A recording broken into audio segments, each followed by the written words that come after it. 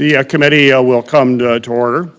First off, I'd like to thank our witnesses for joining us and for your continued service to the American people. This hearing is an important opportunity for this committee to hear from our nation's top national security and law enforcement officials about the threats facing our nations and how Congress can ensure the federal government is prepared to protect our communities from them. More than 20 years ago, the September 11th terrorist attacks changed our nation forever. In response, Congress created the Department of Homeland Security, and our entire national security apparatus focused on keeping Americans safe from international terrorism. However, in more than 2 decades following those attacks, the threats to our communities have evolved and have become increasingly complex. While we must continue to monitor international terror threats, there's no question that we must be better prepared to defend against our top national security officials, including those before us here today, have called the most lethal terrorist threat to Americans: domestic terrorism fueled by white nationalist and anti-government ideologies. Yesterday, I released a report detailing the results of my investigation. And alarmingly, my investigation found that DHS and the FBI are not adequately addressing the evolving domestic terrorism threat. Despite a requirement in law written by myself and Senator Johnson, DHS and FBI have failed to effectively measure and share comprehensive data on the threat posed by violent domestic extremists, and specifically white supremacist and anti-government violence. Without this comprehensive data, it's impossible for Congress and for this committee to determine whether our nation's counterterrorism resources are effectively aligned to tackle the domestic terrorism threat. We need a data-driven approach to prevent deadly incidents like the January 6th Capitol breach, the tragic shooting in Buffalo, and countless other domestic terrorist attacks that have been fueled by hateful extremist ideologies. I look forward to hearing from our witnesses today about what resources and tools their agencies need to effectively collect data on domestic terrorism and to prevent these crimes.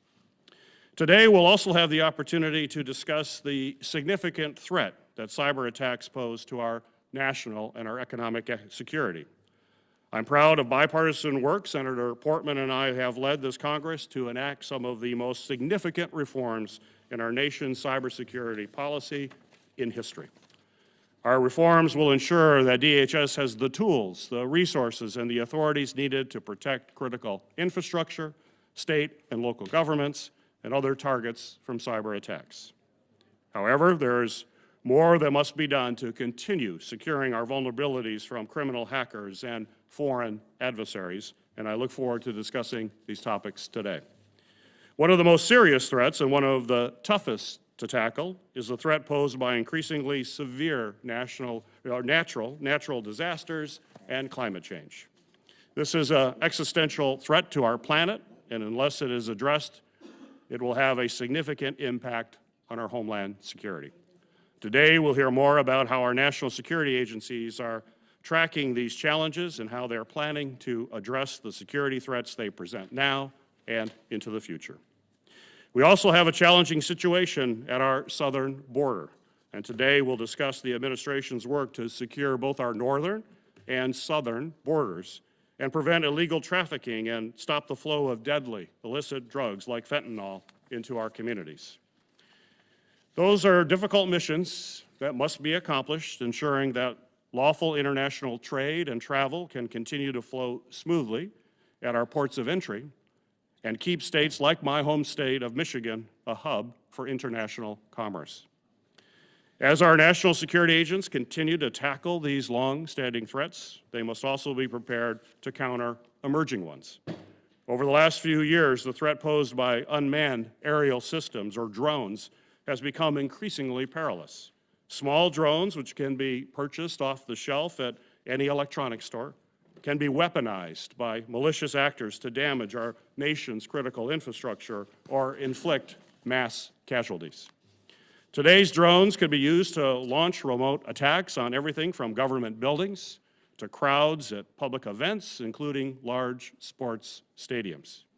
We cannot let the current authorities that help address this grave threat expire in December. And I'll continue working to ensure those important authorities are extended and that they are updated. Similarly, weaponized biological, chemical, nuclear, and radioactive materials also remain a significant threat to our homeland security. I have introduced bipartisan legislation with Senator Portman to reauthorize and strengthen the Office of DHS charged with overseeing these threats, and will continue working with my colleagues to pass it as soon as possible. The scope and the volume of these and many other national security threats requires Congress and this administration to work together to ensure that we're doing everything we can to keep Americans safe. Today, I'm pleased to welcome back each of our witnesses to hear more about how their agencies are working to effectively carry out this daunting and essential mission. And I look forward to a productive discussion. But before I turn things over, I want to just take a moment to recognize my colleague, Senator Portman, who is retiring this year. Rob, I'll tell you, it has been an absolute pleasure to work with you over the past 2 years in this committee.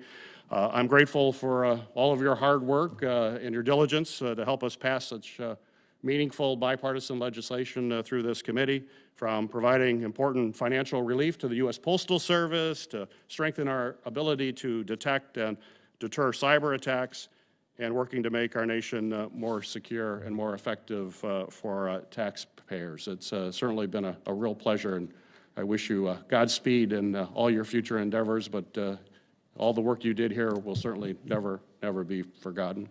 Mr. Chairman, would you yield to me for just a minute? 5 seconds, 5 seconds. I just want to say, I'm Tom Carper, and I approve that message.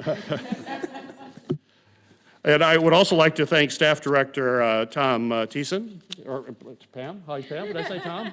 You're Pam. I know that. I know you so well. Pam, you just have an exceptional team. There may be a Tom somewhere on your team too. I don't know, but Pam, you've been exceptional. You have put together an incredible team. We've worked together, accomplished a lot together. Always have been open. Many times, maybe not agreeing fully, but always finding a way to try to find common ground. We wish you Godspeed as well in your future as well, Pam. Thank you. Thank you so much for that. With that, Ranking Member Portman, you're recognized for your opening remarks. Well, thank you, Mr. Chairman. And just to respond to those comments, we appreciate the relationship we've had and the work we've gotten done. This committee has done a lot on a bipartisan basis, and some of it doesn't get any notice because it is non-controversial by the time we finish our process. But in the process, I want to thank you and all the members of the committee for working with us to pass dozens of bills that are making an important difference to our constituents. And to you and to David Weinberg of your staff, not Tom, but David. We want to thank you for your willingness to work with us. Again, we haven't agreed on everything, but we've been able to find common ground where possible and move the country forward. So thank you very much for that. Today is my last hearing as ranking member, and it's appropriate that it be this hearing because it is so important to the oversight responsibilities of this committee and, more importantly, important to our country right now. We have, unfortunately, a proliferation of threats facing the homeland. And I appreciate the fact that the right people are here today before us to be able to address those concerns and particularly to talk about what the administration is doing to counter those threats. So welcome to Secretary Mayorkas, Director Wray, and Director Abizaid. We look forward to hearing from you. As the respective leaders of your agencies, you are responsible for overseeing thousands of career employees, men and women who wake up every day at DHS, FBI, the National Counterterrorism Center, with a mission to safeguard our nation. And on behalf of the entire committee, I want to thank those employees who are patriots and are doing their best to further that mission.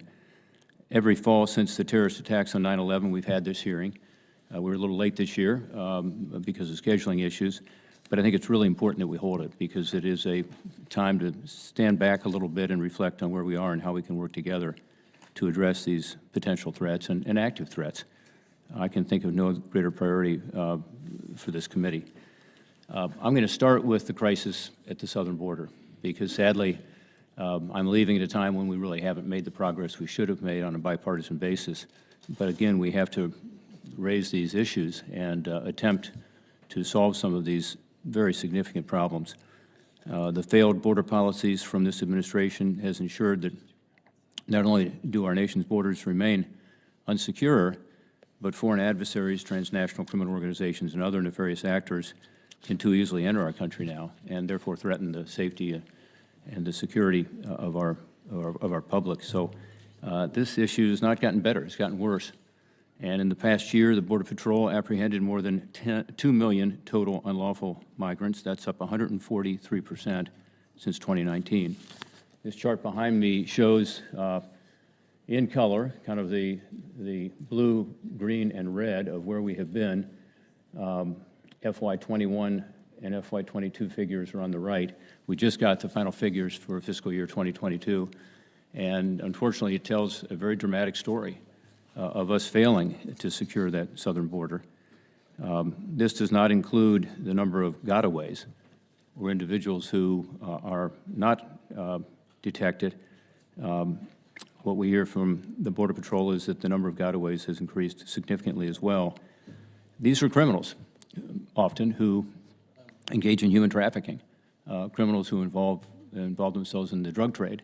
And so this is about people, but it's also about the fact that we have a record number of fentanyl shipments coming through the border, both the ports of entry and between the ports of entry now. We know this from anecdotal evidence, but also because there's a record number of seizures of these deadly fentanyl shipments into our communities. And fentanyl, of course, is what's causing the most number of overdose deaths at a time when we have a record number, sadly, of overdose deaths in our country. In Ohio, we think it's between 2/3 and 3/4 of the deaths are related to this one drug, deadly fentanyl, which is primarily coming across the Mexican border now. So this has been a tough couple years, the worst 2 years of unlawful migration and the worst 2 years of drug seizures in our nation's history. So I look forward to talking about that. We've got to figure out how to move forward. Again, on a bipartisan basis, we've got to figure out how to fix what is clearly a broken system. Another issue I want to address today is the chaotic withdrawal from Afghanistan and what that means in terms of the United States. Afghans who stood with us and our allies were left behind to suffer under Taliban rule, and meanwhile more than 36,000 Afghans with no record of ever having partnered with us, some of whom may have ties to terrorist groups, were paroled into our country without proper screening and vetting. And I appreciate the fact that, Director Wray, you're here to talk about that in addition to Secretary Mayorkas, because this is one, again, where I think we made mistakes, and we can correct those mistakes. We can go back, and I know you're starting to do that from testimony we've had both publicly and privately. We had this unfortunate, chaotic, and precipitous withdrawal that caused a lot of issues, but one was paroling people into our country who weren't properly screened. There have been 3 reports now from 2 inspectors general documenting the failures of DHS vetting and then paroling known or suspected terrorists into our communities. And yet, we just don't have an acknowledgement of that problem from DHS. So President Biden requested and received an additional $15 million for the FBI to conduct counterterror investigations of known or suspected terrorists among the Afghan evacuees released into our country by DHS. In other words, he asked for $15 million to give to the FBI to do this additional vetting, and yet the administration says it's not a problem. Those two are inconsistent, of course. So perhaps we can talk about those divergent views on this panel this morning. We all recognize the grave threat posed by our adversaries, such as Russia, Iran, and China, who rely on disinformation tactics to weaken our democracy. I think there's a consensus about that. But at home, we've got to be much more careful around issues of domestic speech. We must respond to imminent threats of violence, of course. I don't think anybody in this committee disagrees with that. But censoring constitutionally protected speech is an entirely different matter. To be precise, that should be a red line. And I hope we can all agree that the United States government should not censor the speech of our own citizens. America's speech, differences of opinion, and political viewpoints are not a threat to democracy, but actually a bedrock of it. We know now that DHS disbanded its disturbing disinformation governance board after significant public outcry, but we also know that it has continued its efforts to curb speech under the guise of countering misinformation or disinformation. The entanglement of the FBI and DHS with social media platforms for the purpose of controlling narratives is something we need to talk about today. I think it's a deep concern that all Americans have, that we not cross that red line. Recent reports allege that DHS is colluding with big tech to moderate content in a way that conforms with the Biden administration's political views, including on the Afghanistan withdrawal and things like the origin of COVID. Our democracy is also under threat because Congress and the administration have been unwilling to confront the systemic threat of U.S. intellectual property by China that is undermining our national security and our economic security. Secretary Wray has been outspoken on this. His quote is, "There is no country that poses a broader and more severe threat to our innovation, our ideas, and our economic security than China," end quote. I couldn't agree more. But every day, China reinforces the findings of our various investigations of this committee, showing the staggering extent of the Chinese government's efforts to conduct influence and espionage operations in our country and to steal American technology, research, and information for their own military and economic benefit. So addressing what the Communist Party of China is doing is more urgent than ever. And yet the Safeguarding American Innovation Act, which was reported out of this committee, has been blocked from becoming law because of the unwillingness of Congress to confront this issue. Cyber attacks are another significant issue facing every sector of our country. We talked about this a moment ago with Senator Peters. We have made some progress here in this committee. I appreciate that. But cyber attacks are growing, and they are a force multiplier for our adversaries. So we have to understand that this is an issue that they're going to continue to use. Our economic and security is depending on technology, and we've got to be sure that we're not vulnerable here. Compounding that problem is the inherent difficulty of attributing cyber attacks to specific nation states or criminal groups. Terrorism and targeted violence also remain a serious threat to our country. This year, an Islamic terrorist gained entry into the United States and attacked a synagogue in Colleyville, Texas. In a separate incident, an Ohio-based Islamic State operative plotted to assassinate former President Bush. So we're not out of the woods in terms of the Islamic terrorist threat. I remain convinced that we can deal with these issues on a bipartisan basis, as we have in the past. But I am concerned about the threat posed by foreign terrorist organizations, especially in the wake of our withdrawal from Afghanistan. Al-Qaeda continues to pose a threat. The Islamic State continues to expand and mobilize. Iranian-sponsored Shia terrorist groups target key U.S. interests and government officials consistently. We must remain vigilant as these groups organize and organizations regroup and evolve. We must restore confidence in the American public that we're committed to protect our nation from terrorism, espionage, and other homeland security threats. And this should be a bipartisan effort. We all have the same goal, a safe, secure American homeland. So with that said, I look forward to the testimony this morning, Mr. Chairman, most importantly, the responses to questions regarding the record of the administration addressing these threats, what we can do going forward together. I will note that only last week did we receive overdue answers to questions that we had from last year's hearing. It took over a year. I would hope that in this case we'll get more prompt responses to committee questions that are posed. Thank you, Mr. Chairman. I look forward to the testimony. Thank you, Ranking Member Portman. Before I swear in the witnesses, I just want to make sure everyone knows how this will proceed, both our witnesses and members. We're going to have 2 rounds of questions today. The first round, as we normally do, will be 7 minutes for each person. And then the second round, we're going to have 5 minutes per person on the second round due to time constraints with all of our witnesses. And I'm going to enforce those time limits perhaps a little more aggressively than I have in the past for everyone. 7 minutes first round, 5 minutes the second round. It's the practice of the Homeland Security and Government Affairs Committee to swear in witnesses. So if each of you would please stand and raise your right hand.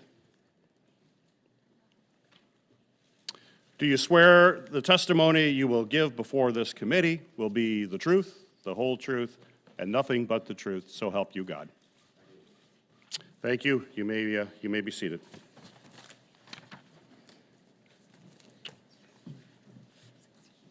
Secretary Alejandro Mayorkas is the 7th Secretary of the Department of Homeland Security. Over his distinguished 30-year career as a law enforcement official and nationally recognized lawyer, he has served as the department's Deputy Secretary, as Director of U.S. Citizenship and Immigration Services, and at the Department of Justice as Assistant United States Attorney in the Central District of California. Mr. Secretary, thank you again for being here before the committee. You may proceed with your opening remarks. Chairman Peters, Ranking Member Portman, distinguished members of this committee, thank you for inviting me to join you today. Ranking Member Portman, thank you for your unwavering support of our department. Next week marks the 20th anniversary of the Homeland Security Act being signed into law. This act brought together many components of the federal government to safeguard the United States against foreign terrorism in the wake of the devastation wrought on September 11, 2001. It remains the largest reorganization of the federal government's national security establishment since 1947. It is a testament to the grave threat we faced as a nation from terrorism brought to our shores by foreign actors and foreign terrorist organizations. Congress created a department that has significantly reduced the risk foreign terrorism poses to the homeland by increasing our capacity to prepare for and respond to those events. Foreign terrorist organizations remain committed to attacking the United States from within and beyond our borders. They use social media platforms to amplify messaging intended to inspire attacks in the homeland. They have adapted to changing security environments, seeking new and innovative ways to target the United States. The evolving terrorism threat to the homeland now includes lone actors or small cells, domestic violent extremists seeking to further some political or social goal or act on a grievance, and homegrown violent extremists looking to advance the interest of a foreign terrorist organization. From cyber attacks on our critical infrastructure to increasing destabilizing efforts by hostile nation states, the threats facing the homeland have never been greater or more complex. Flouting internationally accepted norms of responsible behavior in cyberspace, our adversaries, hostile nations and non-nation state cyber criminals, continue to advance in capability and sophistication. Their methods vary, but their goals of doing harm are the same. Hostile nations like Russia, the People's Republic of China, Iran, and North Korea, and cyber criminals around the world continue to sharpen their tactics and create more adverse consequences. Their ransomware attacks target our financial institutions, hospitals, pipelines, electric grids, and water treatment plants, attempting to wreak havoc on our daily lives. They exploit the integrated global cyber ecosystem to sow discord, undermine democracy, and erode trust in our institutions, public and private. These cyber operations threaten the economic and national security of every American and many others around the world. In particular, China is using its technology to tilt the global playing field to its benefit. They leverage sophisticated cyber capabilities to gain access to the intellectual property, data, and infrastructure of American individuals and businesses. Russia's unprovoked invasion of Ukraine intensified the risk of a cyber attack impacting our critical infrastructure earlier this year. Nation-state aggression is creating a heightened risk of chemical, biological, radiological, and nuclear-related threats to Americans as well. While fast-emerging technologies like unmanned aerial systems, artificial intelligence, internet communications, and cryptocurrencies are helping societies be more productive, creative, and entrepreneurial, they also are introducing new risks. Transnational criminal organizations are deploying these technologies to commit a wide array of crimes as they continue to grow in size, scale, sophistication, and lethality. With respect to unmanned aerial systems in particular, it is vital that Congress act before the end of this year to extend our CUAS authorities in order to protect the American people from malicious drone activity. The risk of targeted violence perpetrated by actors abroad and at home is substantial. Emerging technology platforms allow individuals and nation-states to fan the flames of hate and personal grievances to large audiences and are encouraging people to commit violent acts. Those driven to violence are targeting critical infrastructure, soft targets, faith-based institutions, institutions of higher education, racial and religious minorities, government facilities and personnel, including law enforcement and the military, and perceived ideological opponents. Addressing these threats requires a whole-of-society approach across federal, state, and local governments, the private sector, nonprofits, academia, and most importantly, every citizen. Congress may not have predicted the extent of today's threat environment when our department was created 20 years ago, but our mission has never been more vital. Our components have never collaborated more closely. Our extraordinary workforce has never been more capable, and our nation has never been more prepared. We must harness the same deliberative and bipartisan spirit in which this department was created to combat the vast threats Americans face today. I look forward to answering your questions. Thank you, Secretary Mayorkas. Director Christopher Wray is the 8th Director of the Federal Bureau of Investigation. Director Wray began his law enforcement career over 2 decades ago, serving in the Department of Justice as the Assistant U.S. Attorney for the Northern District of Georgia.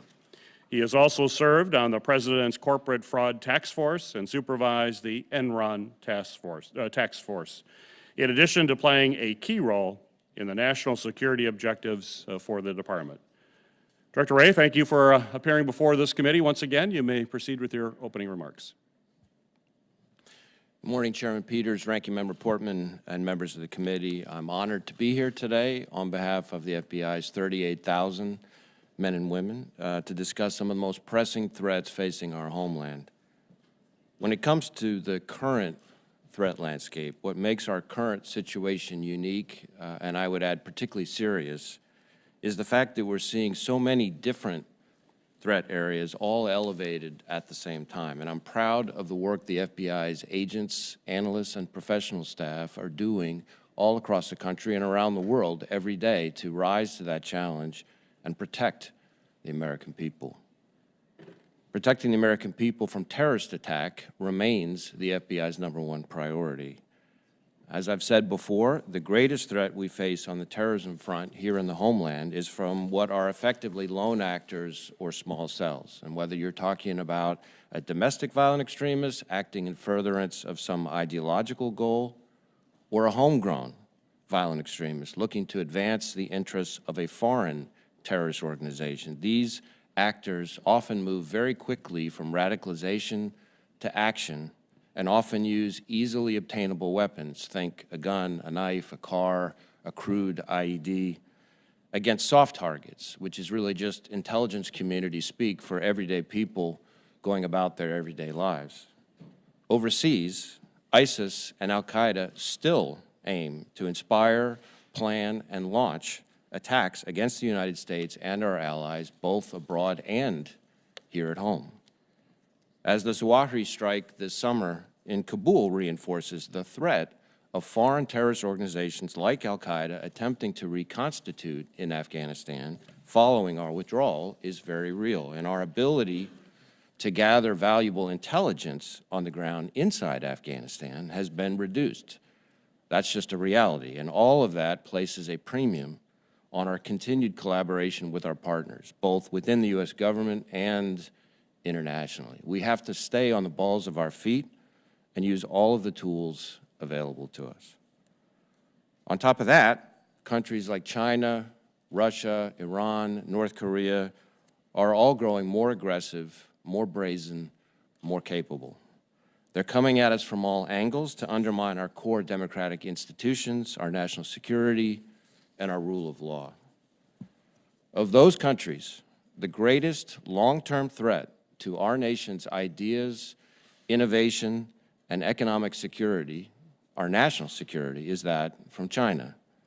The Chinese government aspires to equal or surpass the U.S. as a global superpower and influence the world with a value system shaped by undemocratic, authoritarian ideals.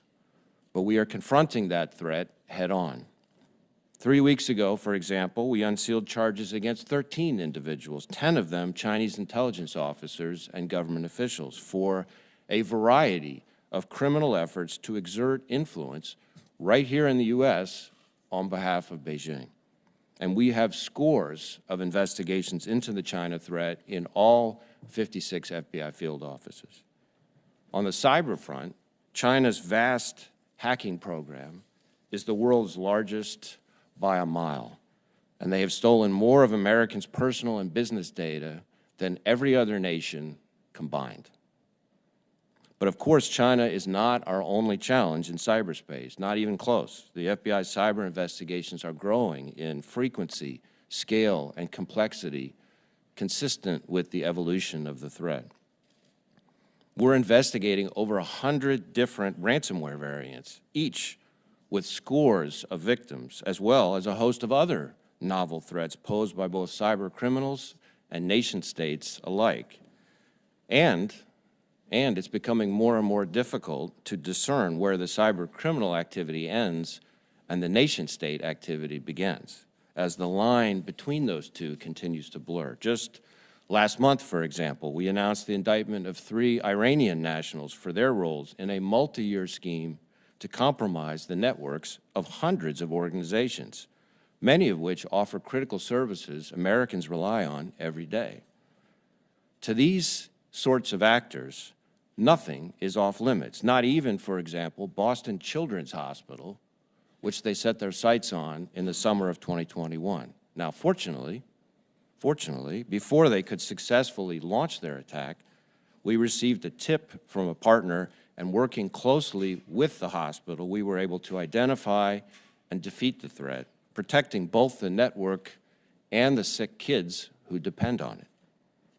Our opponents in this space are relentless, and we have to keep responding in kind. And I can assure you that we're going to continue to be aggressive and creative as we run joint sequenced operations with our partners against those adversaries, removing their malware, taking down their botnets, and hunting them down all over the world. Now, that is just a snapshot, really, of some of the many threats we're tackling, and doesn't even include things like our efforts to combat violent crime, where this summer, working with our state and local partners, we arrested on average 50 violent criminals every day. Or our continued focus on human trafficking, where this August, through our annual Operation Cross Country, for instance, the FBI and our partners located more than 200 victims of human trafficking, many of them little kids. Or the work our transnational organized crime section is doing in partnership with agencies like DHS to investigate the movement of people, drugs, guns, and money into the United States across our southern border. The breadth and depth of the threats the FBI's dedicated men and women are tackling each and every day is staggering. And I continue to be inspired by their commitment to our mission of protecting the American people and upholding the Constitution. And I know we will continue to answer the call. Thank you again for having me here today, and I'd be happy to address your questions. Well, thank you. Thank you, Director Wray. Director Christine Abizaid is the 8th Senate-confirmed director of the National Counterterrorism Center. Previously, she served on the National Security Council staff as both Director for Counterterrorism and Senior Policy Advisor to the Assistant to the President for Homeland Security and Counterterrorism. She has also served as Deputy Assistant Secretary of Defense for Afghanistan, Pakistan, and Central Asia, and as a Senior Intelligence Analyst for the Defense Intelligence Agency. Ms. Abizaid, thank you again for appearing before this committee. It's good to have you back. You may proceed with your opening remarks. Thank you very much. Chairman Peters, Ranking Member Portman, and members of the committee, thank you very much for the opportunity to appear before you today to discuss the overall terrorism landscape. Despite significant progress in diminishing the terrorist threat to the United States, the country continues to face a diversified, transnational, and in many ways unpredictable threat environment at home and abroad. An array of actors, whether foreign terrorist organizations, state sponsors of terrorism, or lone actors, are shaping the nature of today's threat. This changed environment exists amid an ongoing transition for the counterterrorism community, where CT, while still critical, is one of many competing priorities the U.S. national security community must be postured to address. In today's testimony, I'll start by giving an overview of the terrorist threat to the homeland, turn to the overseas threat environment, and then end with some comments on the importance of our continued CT effort. Regarding the United States homeland, terrorist organizations such as ISIS and al-Qaeda remain committed to attacking inside the United States. However, unlike 21 years ago, the threat today is more likely to take the form of an individual attacker inspired by these groups rather than a networked and hierarchically directed plot. In fact, since 9/11, 37 of the 45 ISIS or al-Qaeda linked attacks in the homeland have been inspired by these groups rather than centrally directed by them. This trend toward lone actor threats inside the United States extends beyond ISIS and al-Qaeda. It also characterizes the threat we face from domestic actors, such as racially or ethnically motivated violent extremists, militia violent extremists, and anarchist violent extremists. In particular, the racially or ethnically motivated violent extremist threat has the most obvious links to transnational actors whose plots and professed ideology encourage mobilization to violence by those vulnerable to their messaging. This threat is fluid, it's fragmented, lacking in hierarchical structures, with proponents around the globe framing actions around the concept of leaderless resistance. Transitioning to the overseas environment, Sunni and Shia-driven terrorist movements worldwide continue to dominate the threat to Americans. ISIS and al-Qaeda continue to aspire to attack U.S. and other Western interests overseas, but have been more effective at pursuing operations against regional and local adversaries. For its part, ISIS in Iraq and Syria remains an intact, centrally led organization that will most likely continue to pose both a global and local threat. This, despite the death of its Emir Haji Abdullah in February. While significantly weaker than its peak in 2015 through 2017, ISIS leaders from Iraq and Syria have been successful at spurning branches and networks across Africa and as far as South and East Asia, with its two most effective branches currently operating out of West Africa and Afghanistan. Likewise, al-Qaeda maintains its regional affiliate structure, positioned effectively in parts of North and East Africa, the Middle East, and to a lesser extent, South Asia.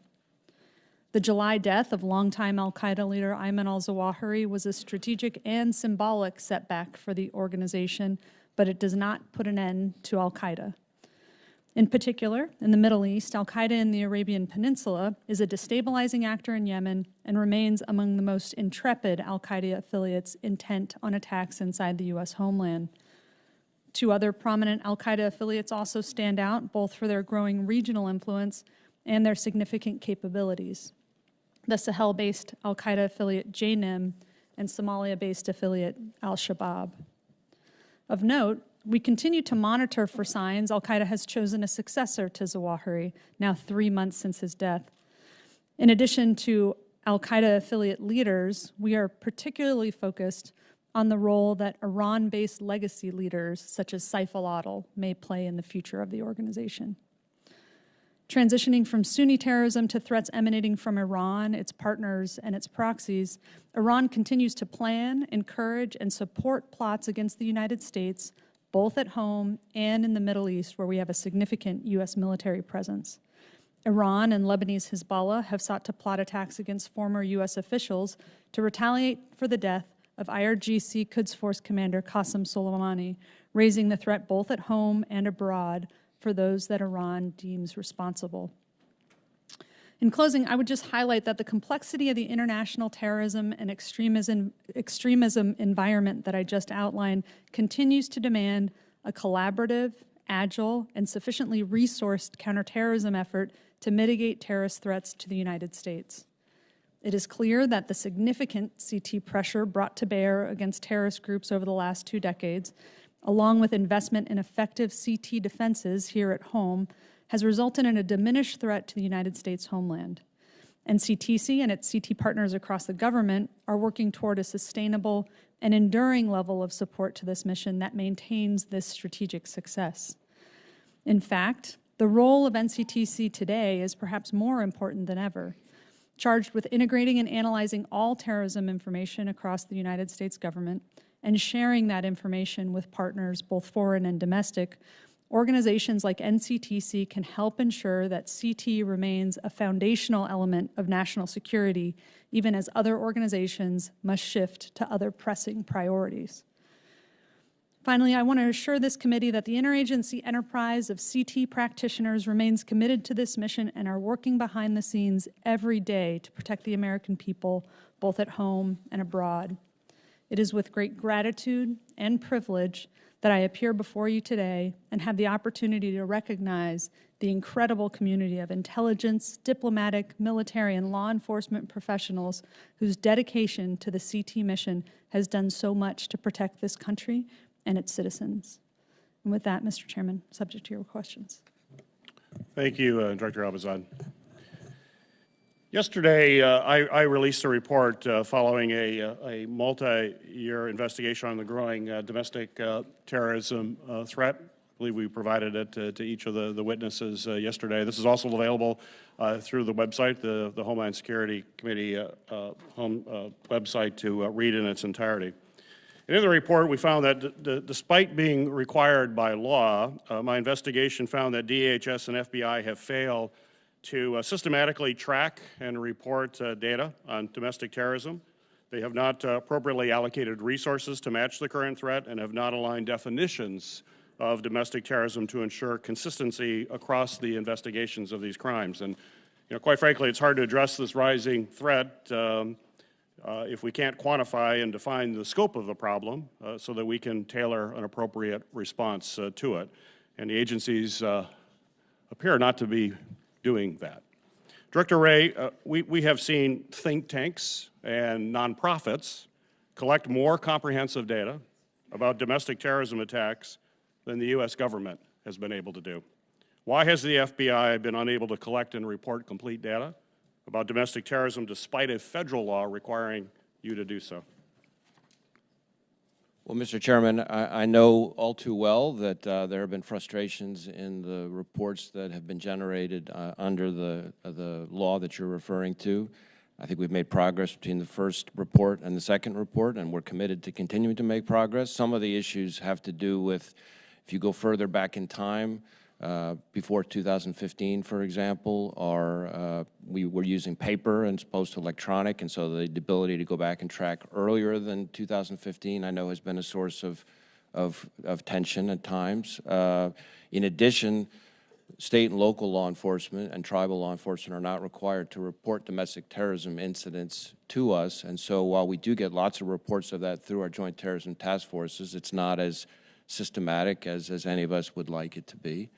And then you mentioned the terminology change. We have changed terminology over time. There are good reasons for that, but there is some risk then at having sort of an apple to orange type effect in the comparisons. But we're committed to continuing to work with the committee on this topic, and our data tracking limitations should in no way be confused with our commitment to prioritizing this issue. I elevated racially motivated violent extremism to a national threat priority all the way back in June, I think it was, or the summer of 2019.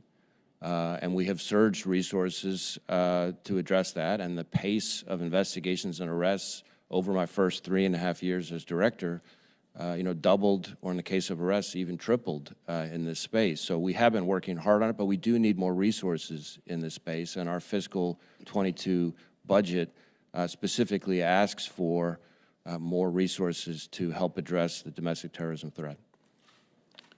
Well, I appreciate your work on this, and you're right. The second report was better than the first report, and I would hope that we could work closely together to make the third report even better, because that information is obviously critical for us to understanding the scope of the problem and then design appropriate responses to it. But I appreciate your active engagement in that, Director Wray. I also remain extremely concerned about the threat posed to our nation from bad actors using unmanned aircraft systems, also commonly known as UAS, to disrupt our society, or worse, to potentially conduct a lethal attack on our nation. Earlier this year, this committee unanimously passed a bill authored by Senator Johnson and I to protect our nation's airports, critical infrastructure, and public spaces from these evolving threats. Secretary Mayorkas, as you are well aware, these authorities are set to expire next month on the 16th of December. Could you explain to this committee the consequences of allowing these authorities to lapse? Chairman Peters, I am deeply appreciative of your and Senator Johnson's bipartisan effort to propose legislation to not only continue our authority to counter unmanned aerial systems, but also to expand it critically.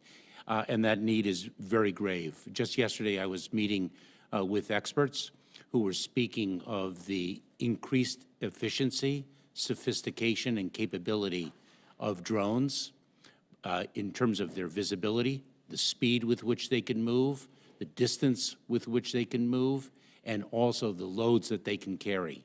And this poses a real threat, and we see it very, very often, sometimes by innocent operators who mistakenly interfere with the airspace and cause aircraft to reroute their journeys, to bad actors, and we see it quite tragically in the war zone that Russia created with its unprovoked assault on Ukraine. These are extraordinarily sophisticated tools that can carry drugs, that can launch weaponry, and we must be able to counter it. It is only an increasing threat, and we hope that Congress passes the legislation that you and Senator Johnson have proposed. Thank you, Secretary. We have limited time, and I'm going to keep strict to 7 minutes for everybody. Director Wray, the FBI is the lead on protecting mass gatherings like the Super Bowl and other areas. How concerned are you about these authorities lapsing?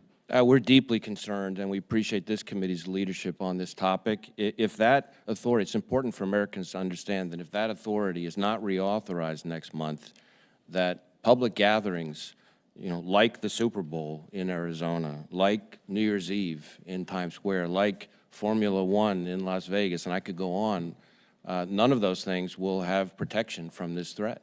And all the times that we have deployed with the authority that this committee has led the passage of before, we've located hundreds of drones that have been acting in violation of federal law each time. And as the threat continues to grow, we're investigating, even as we speak, several incidents within the U.S. of attempts to weaponize drones with homemade IEDs. And that is the future that is here now, and this authority desperately needs to be reauthorized. Thank you, Director Wray. With 8 minutes left in my time, Ranking Member Portman, you're recognized for your question. Thank you, Mr. Chairman. I want to thank you and Senator Johnson for working on a bipartisan basis to put together this legislation. I'm a co-sponsor of it. I know the House has a different view in terms of how I'd like to approach it, but we got to get this one done. I mean, we just heard about the importance of it. So I thank you for both of you for working on this issue. And it's less than a month when it expires, so we've got to move quickly. I spoke in my opening statement about the appreciation we have for the men and women who you represent. We just learned from media accounts that 5 Customs and Border Protection agents were shot, 1 fatally during a vessel interdiction against suspected drug smugglers off the coast of Puerto Rico. This just happened. And our thoughts and prayers, of course, are with the family of the agent who was fatally shot and also with those agents who were wounded. But I think it's a sober reminder of the sacrifices that the individuals who you represent today here make every day, and we owe them our support. It's a dangerous time, and this is an unfortunate example of that. So with regard to the southern border, we've talked a lot about this over the months and years even. How do you take a broken system and fix it? Because clearly, if you look at this chart behind me, it's broken. We have had all kinds of charts in this committee and all kinds of discussions about it. There was an interesting back and forth recently between President Biden's Chief of Border Patrol, Raul Ortiz, who works for you, as you know, Mr. Secretary, and the state of Florida. The Attorney General in Florida has a lawsuit against the department with regard to the southern border.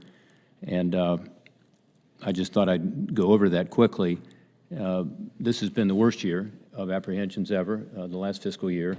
But the second worst year was last year. And so these numbers speak for themselves. More than 2 million people apprehended between the ports of entry in 2022.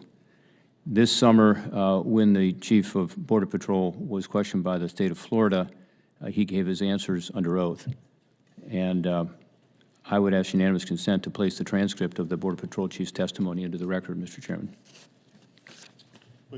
Without objection. Secretary, I'm going to ask you the same questions that the Chief of Border Patrol was asked to see if you agree with him. And if you could, please just give me a yes or no answer as he did. The first question, is the southern border currently in crisis, yes or no?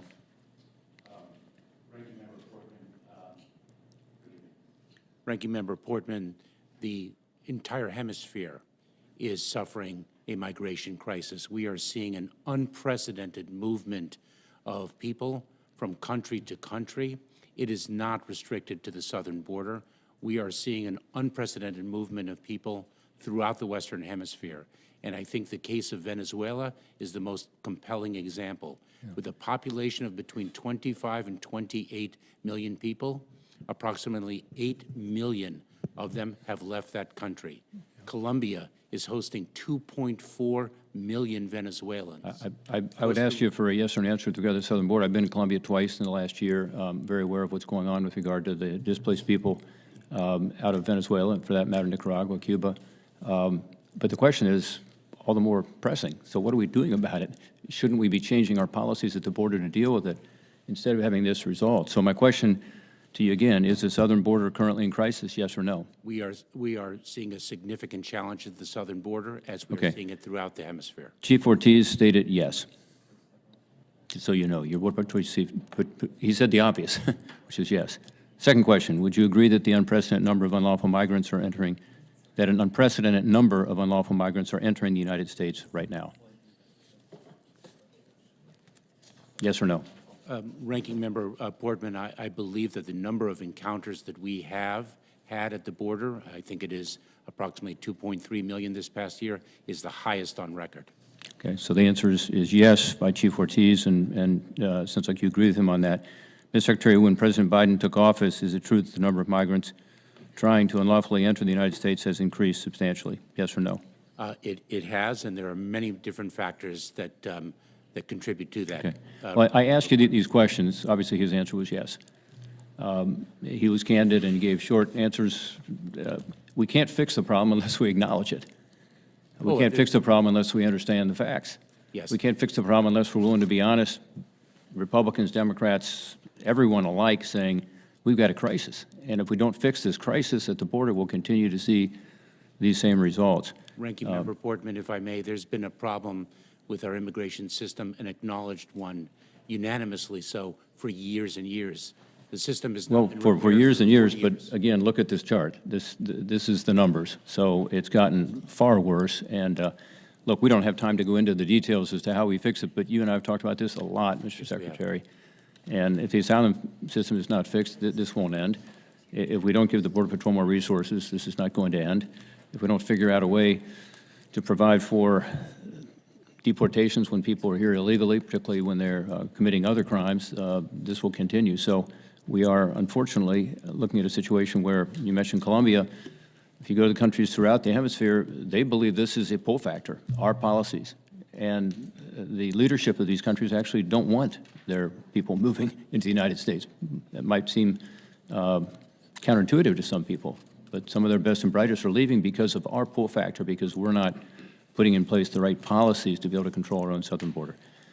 So many other questions, and we'll get a chance the second round, I hope, to talk about some of these. With regard to the cyber attacks we talked about earlier, the agencies that have been compromised in some of these attacks concern us greatly. Yesterday, CISA and the FBI issued a joint advisory detailing suspected Iranian government-sponsored actors compromised of federal agencies using this Log4Shell vulnerability. I'd ask unanimous consent, Mr. Chairman, to include that advisory in the record, so we have it as part of this record. We have discussed this vulnerability at length in this committee. Another example of the issues. My time is expiring here in a second, but can you just tell us, Secretary Mayorkas, what agencies or agency was compromised with regard to this latest announcement you made regarding the Iranian government-sponsored attack? Ranking Member Portman, that identity has not been disclosed, and I'd need to speak with my colleagues to determine whether I would be compromising any security interest in doing so. Are you confident that the actors have been expelled from our federal networks? I will once again to confer with my colleagues to determine the status of the effort by the bad actors. We are considering, as you know, this FISMA reauthorization. This is the Federal Information Security Modernization Act to trigger cyber incident reporting to Congress. Would this be considered a major incident? I believe so, Ranking Member Portman. Thank you, Mr. Chairman. Thank you, Ranking Member Portman. Senator Carper, you're recognized for your 7 minutes of questions. 7? Okay. To each of our witnesses, welcome. It's great to see you all again. Some of you I've known for a while and pretty well. And even though your families, and I just want to say, but just to begin with, we don't do these jobs by ourselves, whether you're on that side of the table or this side of the table. Our families put up with a lot, and we just want to thank your families for sharing you with us, especially as Thanksgiving approaches. First Secretary of Homeland Security was a guy named Tom Ridge from Pennsylvania, from Erie, Pennsylvania. We were both Vietnam veterans. And we were congressmen together, same freshman class. We were governors together for a number of years. He remains a very close friend. And I think back, I joined this committee, I was elected in, oh Lord, I want to say, 22 years ago. And Joe Lieberman said, when I tried to decide what committees to be on, he said, you should try to get on the Governmental Affairs Committee. And I said, well, I'm interested in that. He said, it's just a perfect fit for you, former governor, former state treasurer, care about things working well. And he said, you should join the, and I did. And 2 years later, 9/11 came along, and we ended up, the whole world changed. Our whole world changed. And the nature of the threats that we faced the day that Tom Ridge was sworn into office to be our secretary, and what we face today is unbelievable. It's just incredible how the world has changed in not so good ways. And I just want to say special thanks to each of you and the folks you work with to help us try to address, be ready for the threats that are coming our way almost every day.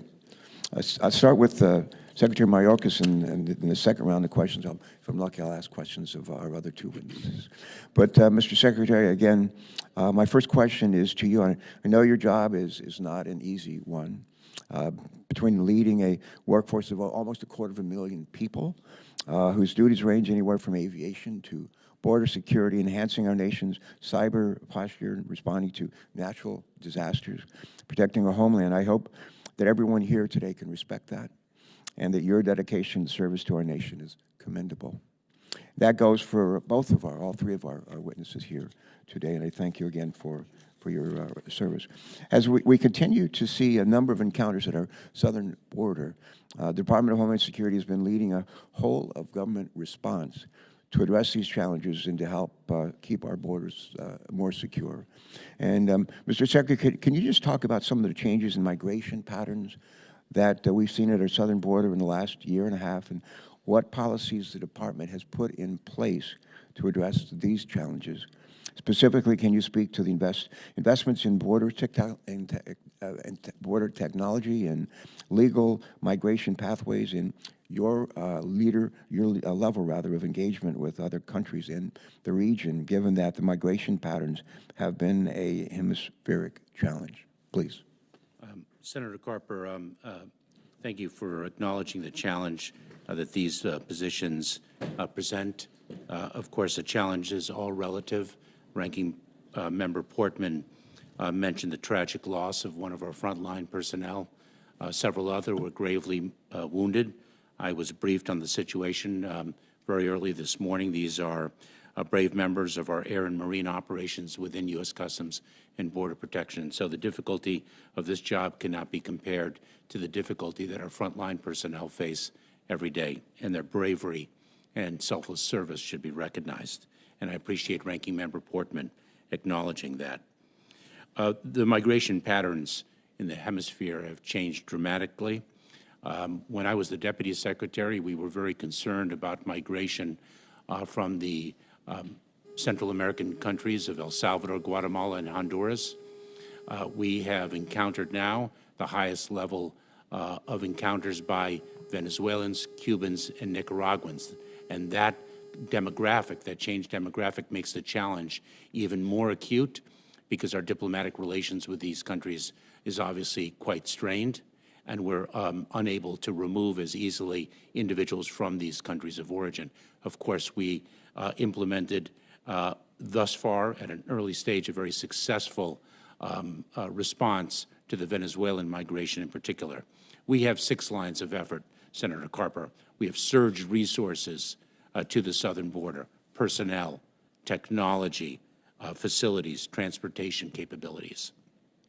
We have increased our processing efficiency. We're increasingly digitizing our processes, modernizing them so that the intake process and the screening and vetting process is enhanced and more efficient. We are delivering consequences for unlawful entry. We have increased the level of prosecution of illegal entry when individuals seek to evade law enforcement. We have sought to bolster the capacity of non-governmental organizations and state and local jurisdictions. We are conducting an unprecedented disruption campaign against the smuggling organizations and the transnational criminal organizations. And we are also working very closely with our partners to the south to deter irregular migration. The declaration that was signed in the Summit of the Americas in Los Angeles several months ago speaks powerfully of that. We need countries throughout the hemisphere to enforce their laws of humanitarian relief as well as their laws of enforcement. And so this is a multi-pronged effort to address a multinational challenge throughout the hemisphere. Thank you for that response. Most of us are people of faith, and there's a verse of scripture in Matthew 25 that I think a lot of us are familiar with about the least of these. When I was hungry, did you feed me? When I was thirsty, did you give me to drink? When I was naked, did you clothe me? When I was sick and in prison, did you visit me? When I was a stranger in your land, did you welcome me? When I was a stranger in your land, did you welcome me? The last one's hard. In fact, they're all pretty difficult, but the last one is especially hard. We, in an effort to try to reduce the likelihood that people are going to risk life and limb to come to this country and relocate here, we leave, in some cases, the hellacious conditions in which they live. They come many miles, hundreds of miles sometimes, to reach our borders. And some of us think that, why don't we give them the opportunity, if they want to come here, to actually go to our embassies or our consulates and let those intentions be known and to work from there. Would you respond to that idea, please, just briefly? Senator Carper, our laws are laws of humanitarian relief and laws of accountability.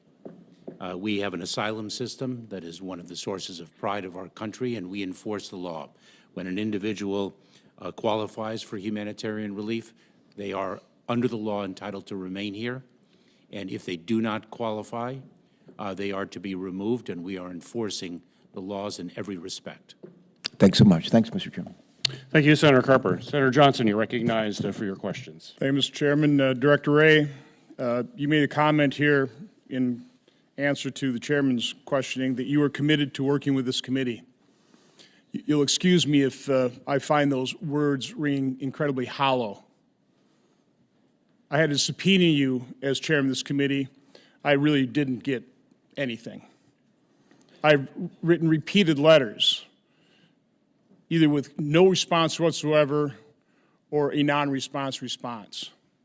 It's one of the reasons, and I'm very grateful to all the whistleblowers that are coming forward to various committees, to various members, people of integrity within your organizations, blowing the whistle on the corruption at some of the highest levels of the FBI.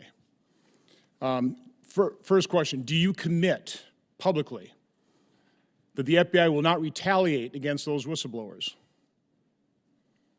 Senator, we will not retaliate against whistleblowers. I take the protections that are in law and regulation of whistleblowers extremely seriously. Good, we'll hold you to that. Okay, just like next. I take compliance with all of our other rules very seriously.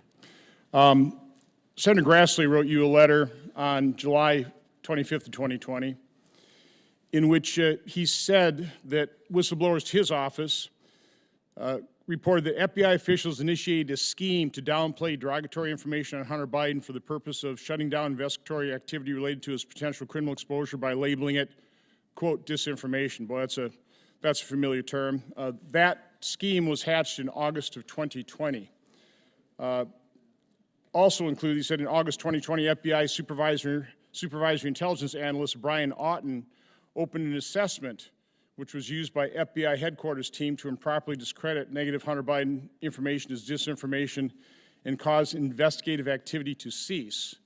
Have you responded to Senator Grassley's letter that he wrote over 3 months ago?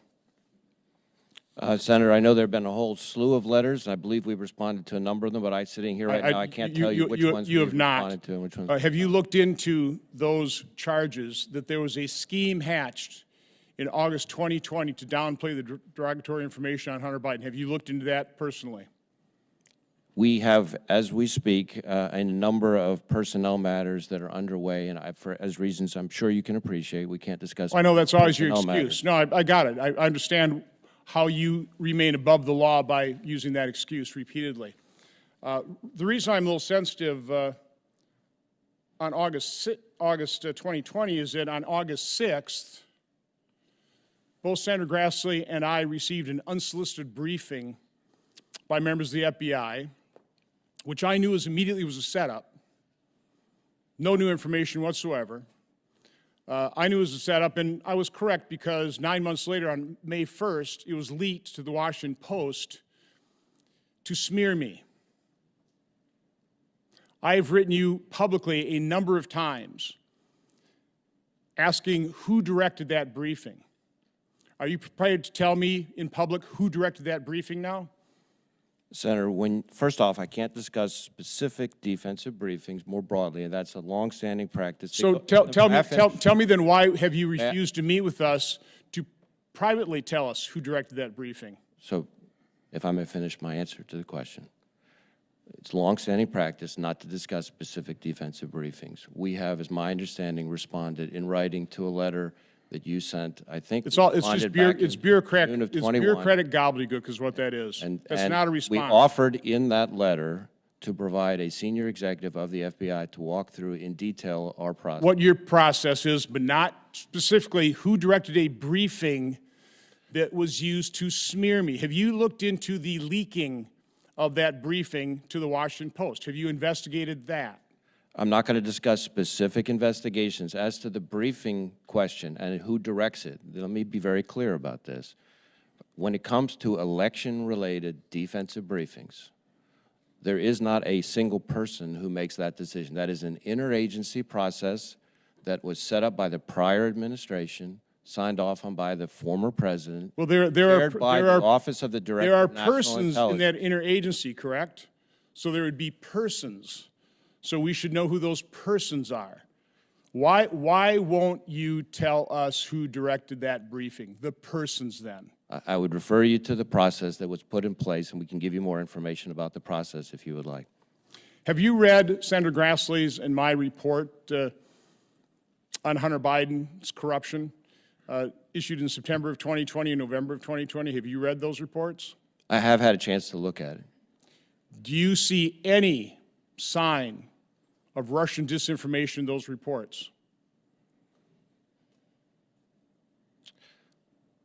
That would be a hard question for me to answer. No, it's very easy. It's very easy. What I would say it's a very easy answer. There is no Russian disinformation. That report is completely clean of any interference of foreign influence, although we have been falsely accused, including by the chairman of this committee, of spreading Russian disinformation.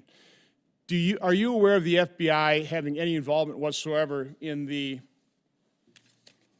October 19, 2020 public statement by 51 former intelligence officials? I'm not aware of any involvement by the FBI in what you're describing. The reason I ask is, if it's true that in August of 2020, the FBI initiated a scheme to downplay derogatory information on Hunter Biden, it would seem like maybe part of that scheme would be to get intelligence officials to issue a letter that stated that the laptop had all the earmarks of a Russian information operation. That was totally false. We now know that the Hunter laptop is completely authentic. The point I'm trying to make here is the unsolicited briefing that was leaked in May of 2021 was used to smear me and interfered into the U.S. Senate election of November 2022. One of the whistleblowers to my committee has stated that the FBI was no longer going to interfere in elections, something to that effect. I can't find it right now, and I'm running out of time. Oh, here it is. The FBI is, quote, not going to change the outcome of the election again.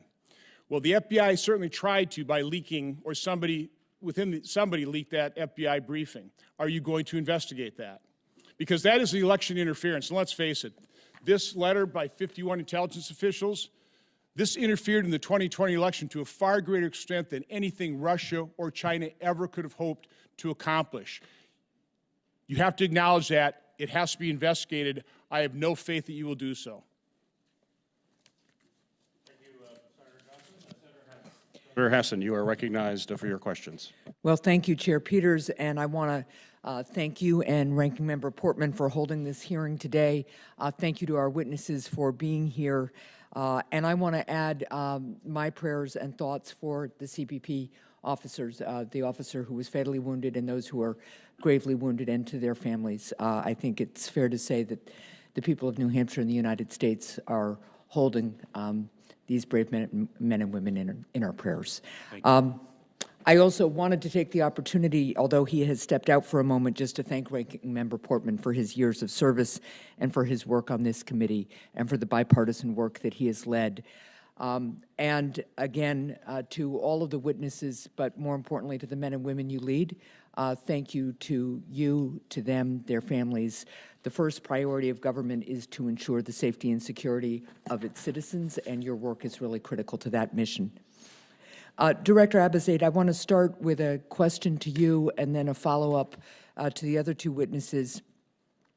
When we held this hearing a year ago, some assessments indicated that in the wake of the United States withdrawal from Afghanistan, al-Qaeda would have the ability to reconstitute itself and threaten the United States homeland within 1 to 2 years. Here we are 1 year later.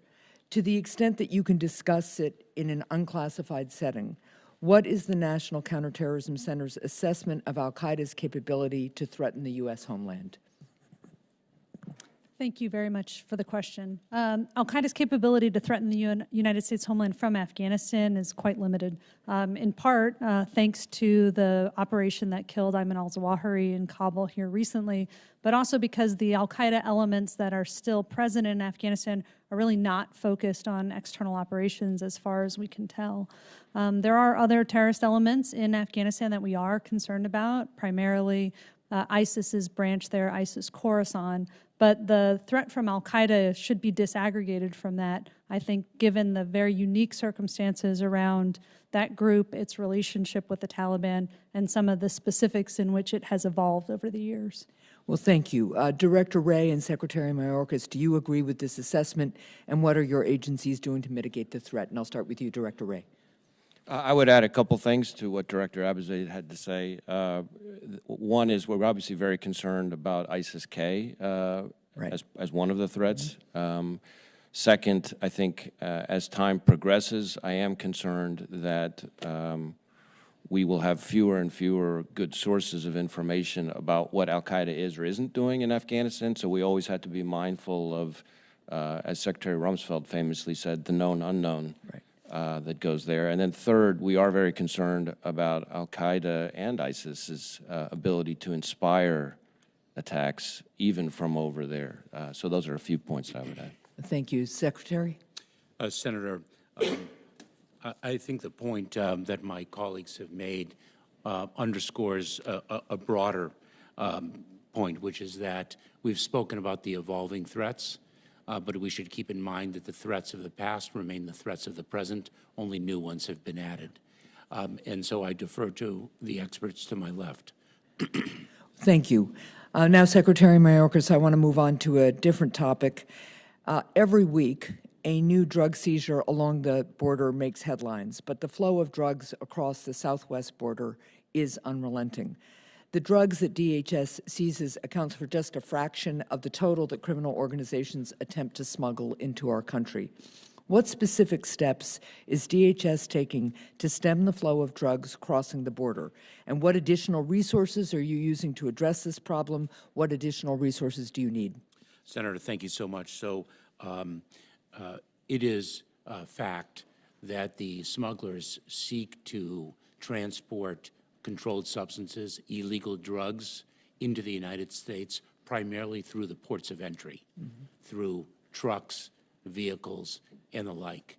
And what we have done is we have surged technological resources that can most effectively detect the effort to smuggle those dangerous substances into our country. Specifically, for example, non-intrusive inspection technology, which has remarkable X-ray capabilities that can be implemented very, very swiftly. We have deployed forward operating labs so personnel scientists can detect the controlled substances and we can effect the seizure immediately and refer to law enforcement the persons who have sought to smuggle them. What we need is more resources like that, and we really hope that Congress passes our fiscal year 2023 budget. We are already 6 weeks into the new fiscal year without the resources that we need financially to invest in that technology and deploy additional personnel as well. Thank you. One additional question, I think, given my time to you, Secretary Mayorkas. Over the last few years, cyber attacks have plagued state and local governments and other public entities. Toward that end, as part of the bipartisan infrastructure laws, Senator Cornyn and I helped create a federal grant program for state and local entities to improve their cybersecurity. The application period for the first year of the grant program concluded just this past Tuesday. I understand that the Department of Homeland Security is still reviewing applications, but can you explain what the department's goals are for this first year of grants and how you intend to achieve them? We are so grateful for that grant program. It's a multi-billion-dollar grant program over several years. The first year, this first year of its implementation, we are dedicating $185 million in resources to state and local governments. This is all about building their capacity to enhance the security of the cyber ecosystem.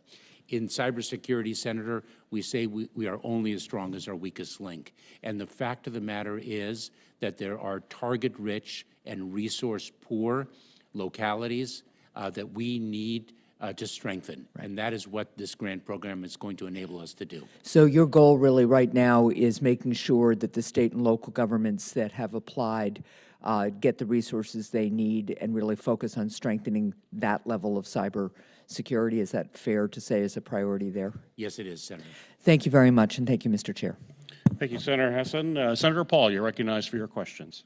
Director Wray, is Facebook or any other social media company supplying private messages or data on American users that is not compelled by the government or the FBI?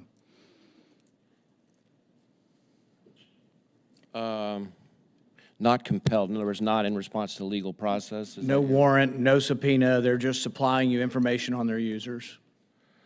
I don't believe so, but I can't sit here and be sure of that as I sit here. Can you give us a yes or no by going back to your team and asking? Because it's a very specific question, because if they are, it's against the law.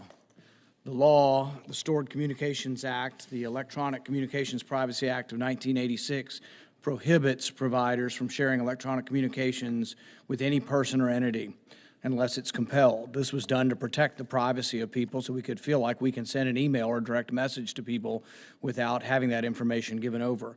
It's a very specific question. Will you get with your team of lawyers and give us a specific answer? Because this is the law. If you're doing it, then we need to go to court to prevent you from receiving this information. Well, I can tell you that I'm quite confident we're following the law, but what I will also Well, do that's is not the follow up answer. with- That's but- not the But I answer. will also follow up with you to make sure that we get you more information, more detailed information. Is the FBI obtaining anonymous social media data and then using technical methods to pierce the anonymous nature of the data? Anonymous social media data? So you purchase data. People purchase data all the time, and we sort of tolerate it for advertisings and things because it's anonymous data. Are you purchasing what is said to be anonymous data through the marketplace and then piercing the anonymous nature to attach individual names to that data? Right, but when you asked about anonymous data, I was thinking more in terms of, No, I'm talking about data that is out there, and are you purchasing data and then piercing the anonymous nature of that data? so the manner in which we usually use the term commercial data is probably longer than I could explain here, but again, let me have a So one of our subject matter experts follow up with you will not answer the question of whether or not you're attaching names to anonymous data? I think it's a more complicated answer than I can give here. So far, we're 0 for 2 with getting you to answer this, but you're pledging you will actually answer the question, because you have to realize the frustration. We'll write you a letter, and your team of lawyers will write back a 15-page letter that says nothing, and you won't answer the question. These are very specific. This is whether you're obeying the law, whether we can have confidence. I want to have confidence in the We FBI. are obeying the law. Well, you're saying that, but we won't tell us the answer. I said So, we so would- you have no, to I- say that's yes. not what I yes, said. No, you aren't telling me the answer, and the answer is, are you collecting data not compelled by a warrant? That would not be in compliance with the law, but you won't answer that you're not collecting that data. I said two things. One, we're following the law, and second, that we would have somebody follow up with you with more detailed, specific So those are two information. specific questions. Are you getting data from them that's not compelled? And then are you piercing the anonymous nature of that technically? Are you receiving private messages from social media companies through the use of confidential human sources? From Facebook, social media companies. You have people working over there who you're paying or who are volunteering to give you information, even though it would be against the law for Facebook to do this. But now you're saying, well, we'll get around the law by using confidential human sources. You mean, just to be clear, I'm following the question, you mean, in effect, recruiting a human source inside the company? Exactly. Yeah. No, I don't believe so. I think what we have had situations where we have confidential human sources, not employees of those companies, but who report to us on their own communication. So if the two of us had a communication and Secretary Mayorkas was a human source, he could report to us about what he is saying to me. Once again, I'd like the answer to be more specific from your team. Not that I don't believe so, but that you are or are not using human confidential resources within Facebook. So we get back to the idea of whether or not you're getting information for them outside the warrant process, because the next question is, which you probably won't answer either, is, are you taking information that you're getting not through the warrant process and then going around and coming back and using that as a predicate for getting a warrant to actually get the information you've already been given? I'm not sure I'm completely following the... Basically, you get information that Facebook's volunteering. This has all been written up in the Post article. You're familiar with the Post article with the accusations. And the question is, are you getting information they're giving to you? They say, oh, somebody says January 6th was great. Here's information on this guy. Then you're taking it and then using it as a predicate to say, well, now let's go to the court and get a real warrant and get the information we already actually got without a warrant. So we get tips and leads from all over the place, from members of the public, from businesses, from community leaders, from other government partners all the time. And we use the tips and leads that we get to often form predicates for lawful process. Are you getting tips and leads from Facebook and social media companies? We get tips and leads from companies, absolutely. It includes private information. But I'm not aware of us receiving any tips or leads and See, here's the information that is point in a way is, that's you not may compliant think with it's the law. just jolly well to get all this stuff without a warrant that people volunteer to you, but many of us are alarmed that you're getting this information that are private communications between people because it is against the law. It's against the law for Facebook or social media companies to give it to you, but it's also against the law for you to receive it. So you're going to have to very specifically go back with your team and search over whether you're doing it, not just say, we're probably not, we obey the law, we're good people. Well, no, there are doubts because this has been reported. Even the FBI, when you responded to the New York Post article, said that companies are referring information to the FBI with investigative value relating to foreign malign influence. Now, there'd probably be a great deal more tolerance about that if it's foreign malign influence, but the question is, are you also receiving information on so-called domestic? But what would that mean? Is someone questioning whether paper ballots are an accurate way of running election? Is that good enough for you to be getting our private information because we have a political beef with the way votes are counted or recorded in our country? Is that something that you're collecting information on? Are they giving you information on private things that you've told them, well, people who question the election, we want to hear about these people, and so then they're giving you this information? Are you receiving information? I'll give you two classic examples that I think happen with some frequency.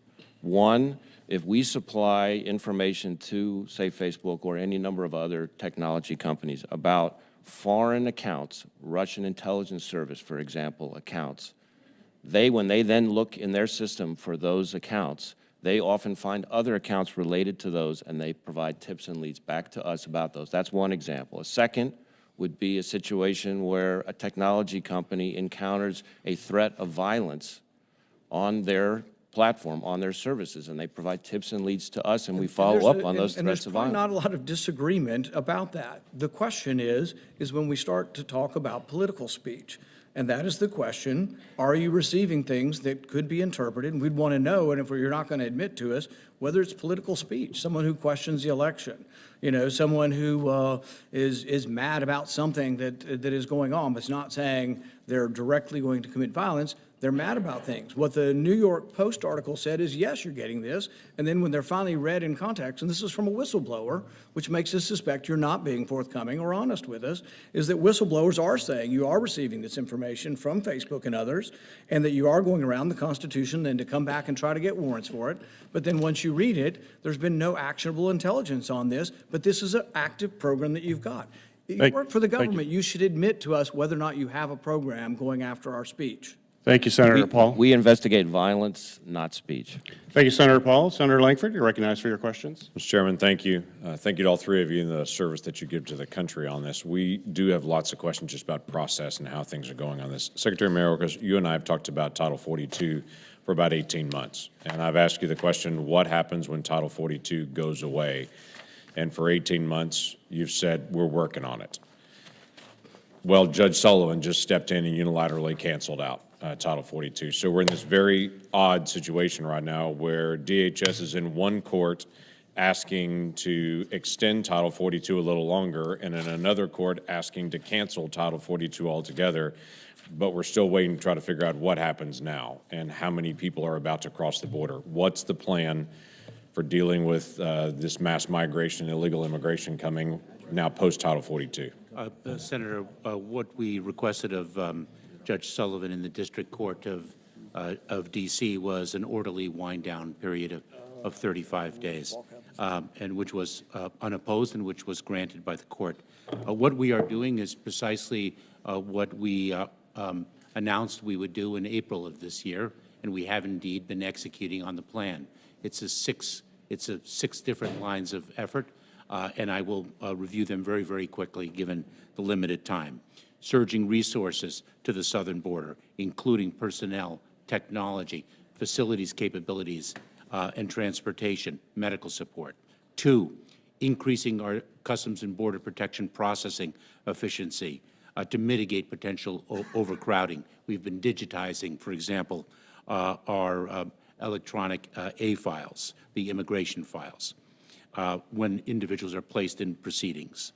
We are 3, enhancing the consequences for unlawful entry, especially with respect to individuals who seek to evade law enforcement, including removal, detention, and criminal prosecution when warranted.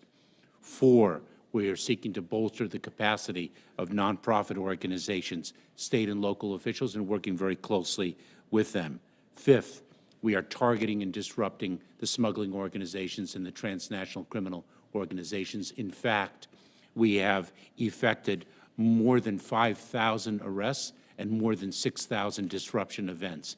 And that means arrests of individuals, the breakdown of smuggling of stash houses, the seizure of the instrumentalities that these smuggling organizations use. And 6, we're working with our partners to the south to deter irregular migration.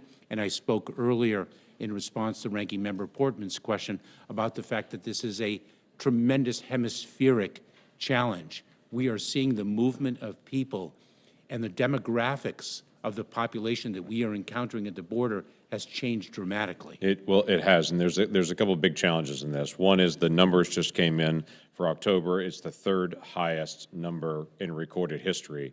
So while those things were implemented, the numbers continue to accelerate, and this goes back to the estimates when Title 42 goes away. There was an expectation from Intel to be able to say these numbers will surge even greater. You built a Venezuelan policy on trying to be able to deter Venezuelans based on Title 42. That just went away. And so what we're trying to figure out is what is the plan? Because the plan you just articulated has led to the 3rd highest number for any single month in history. So there are a few points, if I may, Senator, and thank you. Number one, the number of encounters is not equal to the number of unique individuals. Correct. Yeah, we know that. Yep. Is Title 42 creates a potential for the ease of recidivism, number one. Number two, we're working with our partners to the south, with Mexico, with respect to the end of Title 42, and whether we will be able to continue our thus far successful program with respect to Venezuelan nationals and use our Title 8 authorities. But we also have other opportunities ahead of us because, as we sought to do earlier, and we will resume this effort, is an enhanced use of expedited removal, which is a Title 8 authority. So we're looking at our consequence regimes and how we can most effectively employ them. A lot of people counting on these numbers coming down, and they're not. They're going up, and they continue to be able to rise. And so while we're examining these things and looking at it, the numbers continue to rise on this with the end of Title 42 coming in 35 days. We expect it's going to accelerate even higher. There is an expectation that your department is going to change this number dramatically. Let me ask a point-blank question that's challenging on this. What percentage of the individuals that are encountered at our southern border do we know their criminal history from the country they're coming from? I'm not talking about if they have an American criminal history or they're on our terror watch list, that we know their criminal history of the country they're coming from.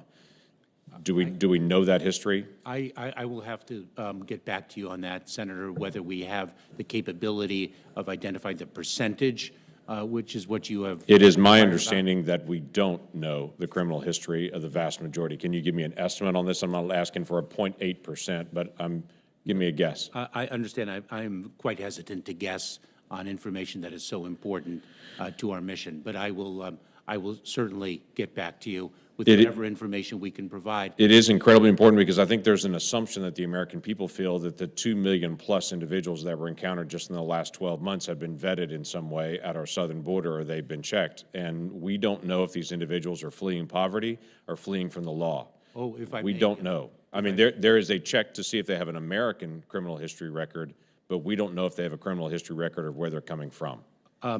So as my colleagues here will attest as well, Senator, we conduct screening and vetting of individuals whom we encounter. We have a robust screening and vetting process. It actually is recurrent vetting, and it is not just with respect to criminal history in the United States. I'd like to give them a good guess of how many people we know their criminal history when they come in then. As I mentioned, Senator, I'll get back to you and see if we have that data, and if so, I will certainly provide it to you. That would be great. Thank you. We have asked your team, and you and I have talked about it before, about the information for the MPP and the decision-making process for the Remain in Mexico policy on this. We asked about that for a while. We just recently got a letter back saying that there are no responsive documents that have been withheld. Basically, you have everything that we would have, but the implication then is the decision-making process of who qualifies for the MPP and who does not was left up to a case-by-case basis, and there are no guidance documents. I find that hard to believe that there were no guidance documents given to anyone on your team anywhere along the border on how to be able to decide, yet your team is so far telling me, hey, we don't have anything. We never printed anything. I find that exceptionally hard to believe. I'd like to be able to follow up and be able to get access to those documents. I look forward to discussing that with you because I certainly have some very important points to make in response to your concern. Thank you. Thank you, Senator Langford. Senator Scott, you're recognized for your questions. First, Secretary Mayorkas, thanks for your calls around the hurricanes, and I've had a very positive experience with FEMA. So I think you have a great team there, and everybody there does a good job. Thank you, Senator. And I think the last time, Director Wray, you testified, I had the opportunity afterwards to go to West Virginia to see, and I think I would just want to compliment you on what you've done to revamp the call center operation. I know I'm sure it's still hard to catch everything that goes on out there, but I want to thank you for that. Secretary Mayorkas, you know that I've been disappointed at the border. It just seems like it's open. We've got all this fentanyl come across. We've got people dying. So, but here's my question, and I don't know, Secretary Mayorkas or Director Wray, if you want to answer it. It's been reported that the Chinese Communist Party are operating police stations in the United States in an effort to surveil Chinese dissidents. It seems obvious the U.S. shouldn't allow its most significant geopolitical rival, an oppressive communist regime, to establish police stations in the U.S. What authority or jurisdiction does the CCP have in the U.S.? And I don't know which one wanted to testify.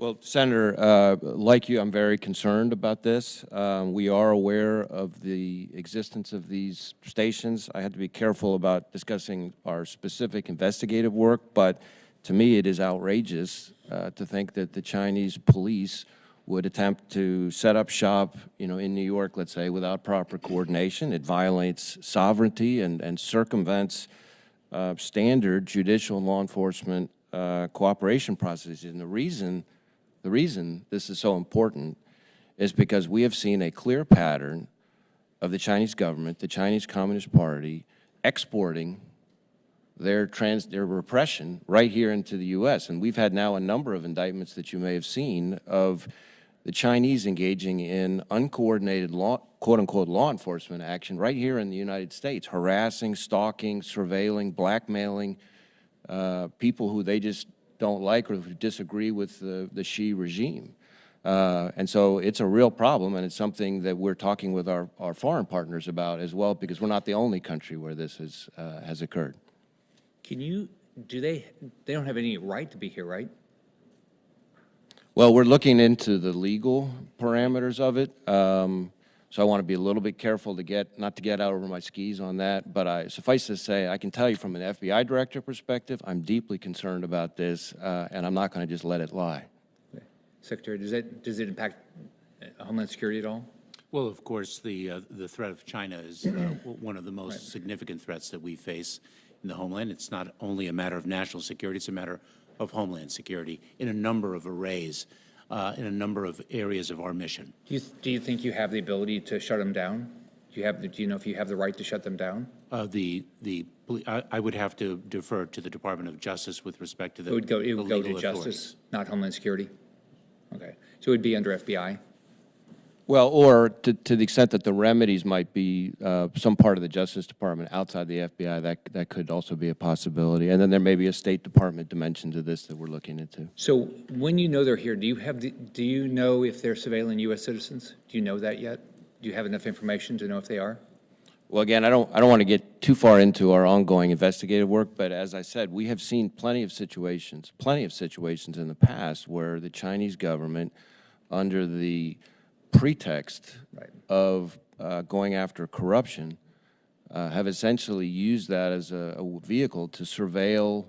We've had situations where they've planted bugs inside Americans' cars, for example. And one of the things that we're seeing more and more is them hiring private investigators here in the U.S. to essentially be their agents, if you will, to conduct some of this work. So this is something we're trying to call out, and it's important that Chinese Americans and Chinese dissidents who are here know to call the FBI to report when they think they may have been targeted with this conduct.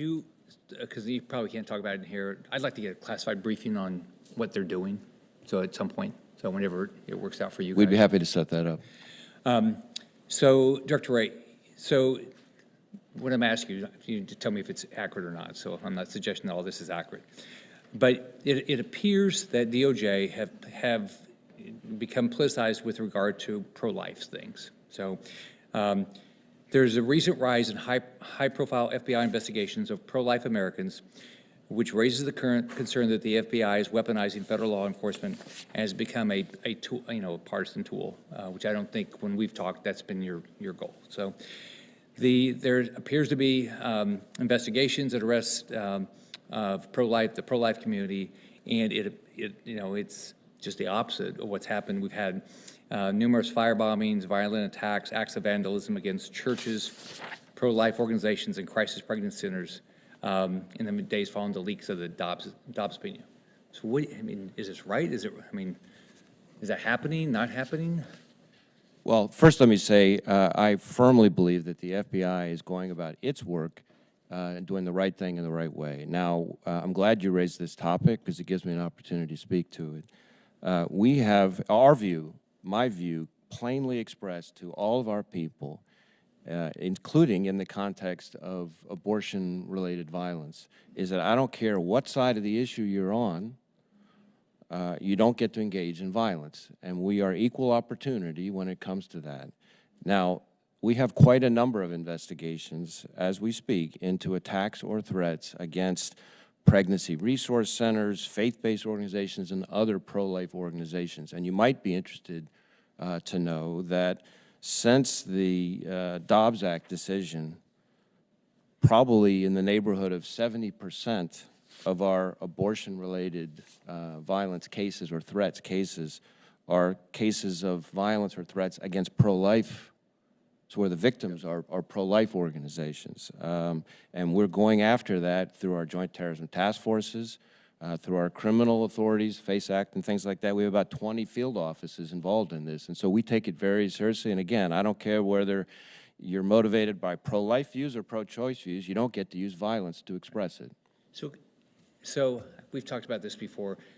It just seems to me that in DOJ, FBI in particular, they might be doing the right thing, but you guys allow information to go out that not talk about what you're doing. Because if you read the press, you would think that you guys are only going after pro-life groups and not going after groups that attack pro-life. So I've never understood this about the FBI and DOJ, in that you guys are more proactive about what you're actually doing. Because I'm pro-law enforcement, as you know, but I can't defend you with no information. Senator, I think we don't have the time for me to tell you how frustrated I sometimes get by some of the news reporting about our work and the misreporting about our work. The circumspection that we display with regard to discussing our investigations is based on rules and practices that are important to people having confidence in the integrity of our work and go back decades in multiple administrations. And sometimes it can be very frustrating to agents on the ground when they see things being misreported about their work. But we have all been taught that we have to bite our lips and let the facts come out in the right way through court proceedings. And sometimes that can be very frustrating to us, and it sounds like to you too. Thank you. Thank you, Senator Scott. Can I just finish something? We'll have a second round real quick. I just want to say, it makes it hard for us, right? Because people come to us with, say, oh yeah, they must have done that. So, thank you, Senator Scott. Senator Hawley is deferred to Senator Romney. Senator Romney, you are recognized for your question. Thank you, Mr. Chairman. Thank you, Senator Hawley. I appreciate the chance to be able to ask a few questions. Director Wray, I begin by saying how much I appreciate the work of your agents and how much I respect them and how convinced I am of their quality. One of my sons years ago interviewed to become a member of the FBI. He was turned down. He was able to go on and get a degree at Harvard Business School and has done quite well, so he survived. But we learned from that experience that the qualifications for getting into the FBI are high indeed, as they should be. And I have great respect for the men and women who work for the FBI. There is a great deal of discussion about the political orientation of the FBI. My experience with your organization is that that is not the case by and large. I'm sure there are individuals among the 38,000 who work with you who have political points of view, may leak things and may do things from time to time that are not appropriate, and I hope that you're able to evaluate them and evaluate where those come from and correct them. Can you give us a sense of how the resources of the FBI are directed? How much goes into looking at violent crimes of various kinds and human trafficking? How much goes into terrorist-related prevention? The kinds of, if you will, are there categories of effort that are carried out? Because I think there's a public perception that the whole FBI, we had to defund it because it's only doing political work. What is the FBI doing? Where are the resources devoted? So if you were to look at our allocation of resources, and I can't give you the numbers off the top of my head, but if you were to look at the allocation of our resources, you would see that the single largest chunk is devoted to traditional criminal programs, and of which the violent crime is by far and away the biggest. And we have safe streets task forces all over the country. We have transnational organized crime task forces all over the country. We have violent crimes against children task forces. So those remain our bread and butter. Those remain our biggest programs. We do have unique responsibility for national security threats as well. And so if you were to look at our strategy, you might see the national security threats listed first, because those are places where if we don't do it, no one will, right? Whereas violent crime, crimes against children, we work much more, you know, shoulder to shoulder with our state and local law enforcement partners. So a lot of times those national security threats, terrorism, counterintelligence work, cybercrime, get most of the, to Senator Scott's point, the media attention. But in, day out, the FBI that most Americans and certainly most law enforcement professionals who, and I talk to chiefs and sheriffs every week, the FBI they experience most is really more focused on the traditional criminal stuff. Yeah, thank you. You've spoken a great deal about the cyber attacks from state actors, from China, as well as non-state actors. Secretary Mayorkas has spoken about that as well, that the best defense is a good offense. And I know your respective organizations are not responsible for the offensive side of this, but to get China to stop attacking, they've got all these private enterprises that are doing these attacks into our systems. Fighting against all these things will never stop it unless China recognizes that if they don't stop it, that they're going to be hurt more than we are. Do you believe we have a sufficient effort in an offensive effort to push back against the cyber attacks that come from state and non-state actors, and should we expand on that, and where should that reside? And I'll ask both Director Wray as well as Secretary Mayorkas and Director Abizaid to respond. So certainly when it comes to offense, offense is a critical part of our overall effort to push back against cyber adversaries.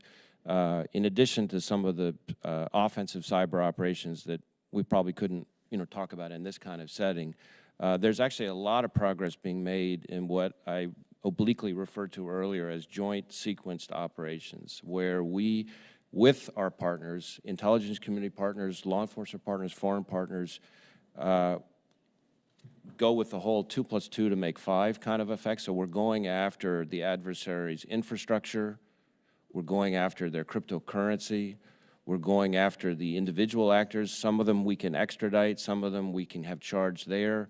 We're engaging in other sort of more sensitive counterintelligence type work to amplify those effects. But what we have found is that when we go after the actors, the infrastructure, and the money all simultaneously, we can degrade and disrupt their effectiveness.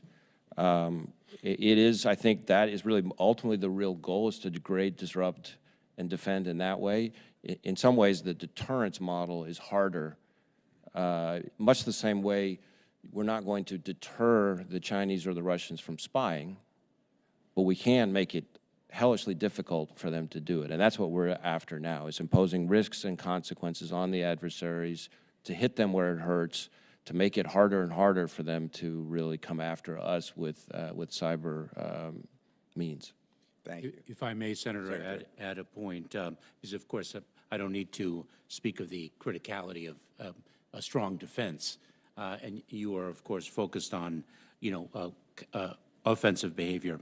A few weeks ago, I was in Singapore to speak to our allies in the Indo-Pacific region about the importance, or I should say, the peril of having China own or operate other nations' critical infrastructure, and the perils it presents from a cybersecurity and other security perspectives.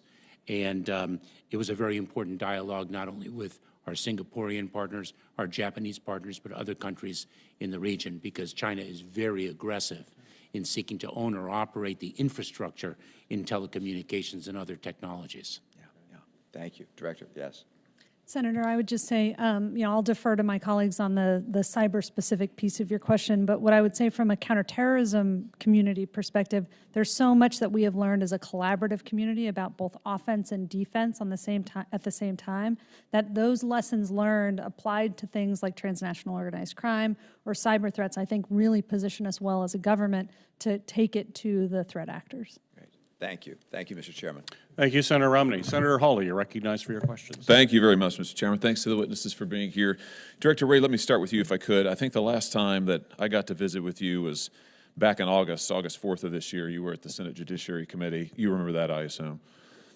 We had to cut that hearing short. We were supposed to do 2 rounds of questions. You said you had to be somewhere, so we cut it short. Republicans were not able to ask a second round as we had been informed we would. The press reported shortly thereafter that the reason that the hearing had to be cut short is because you were flying on a Gulfstream jet for a personal vacation in the Adirondacks. Please tell me that's not accurate. Senator, the hearing was not cut short from my experience. We had agreed beforehand on the time and length of it, and I was very surprised to find that any member on the committee was surprised. As to how I fly, I am required, not only permitted, but required to fly on an FBI plane wherever I go. That's So you were going on vacation? I was, yes. So you left a statutorily required oversight hearing in order to go on a personal vacation in the Adirondacks? I took a flight to go visit my family, as had been previously arranged in conjunction with the leadership of the committee. The ranking member, Chuck Grassley, asked you during the hearing, he said, I assume you must have other business. You said, yes.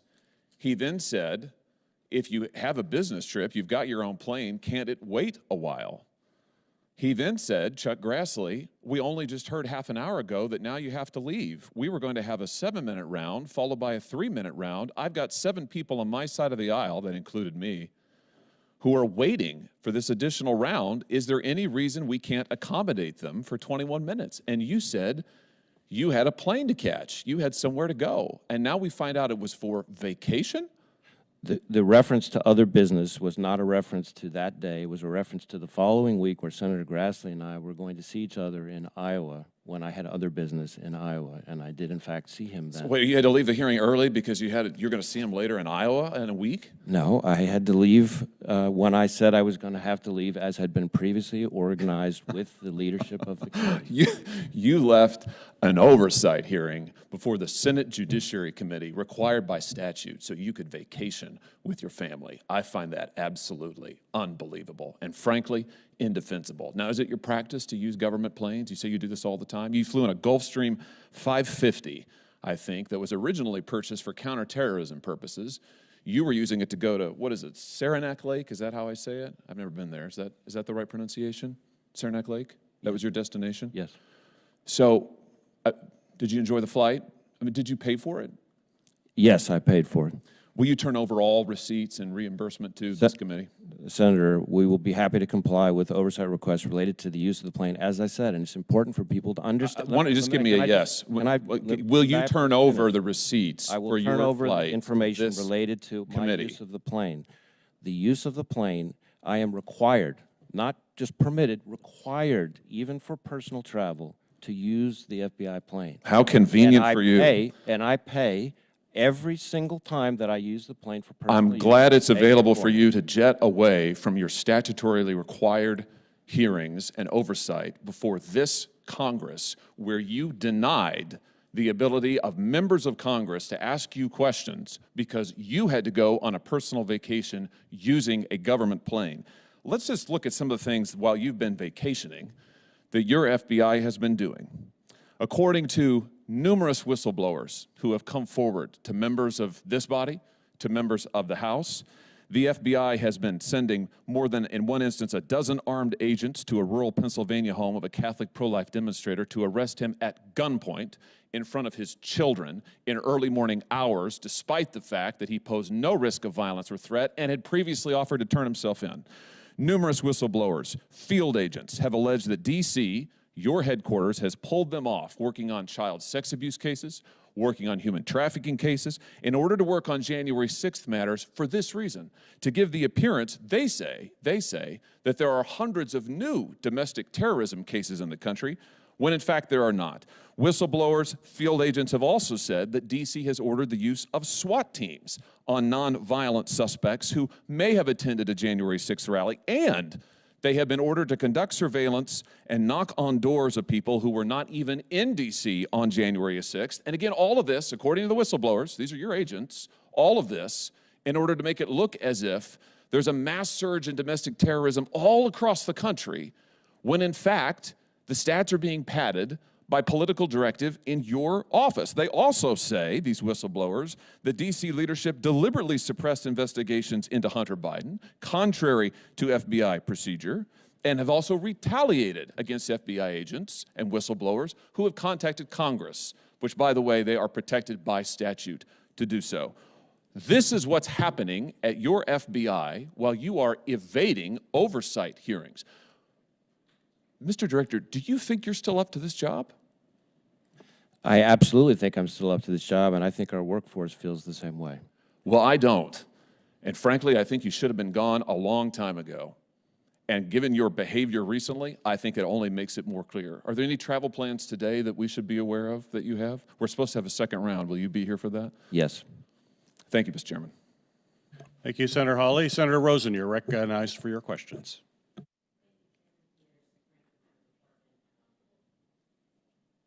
There we go. Thank you. Thank you all for being here today. Appreciate it. I wanted to thank DHS before I get started with my questions for extending TPS to several countries last week. It's going to provide critical relief to thousands of families in Nevada. Those families appreciate that very much.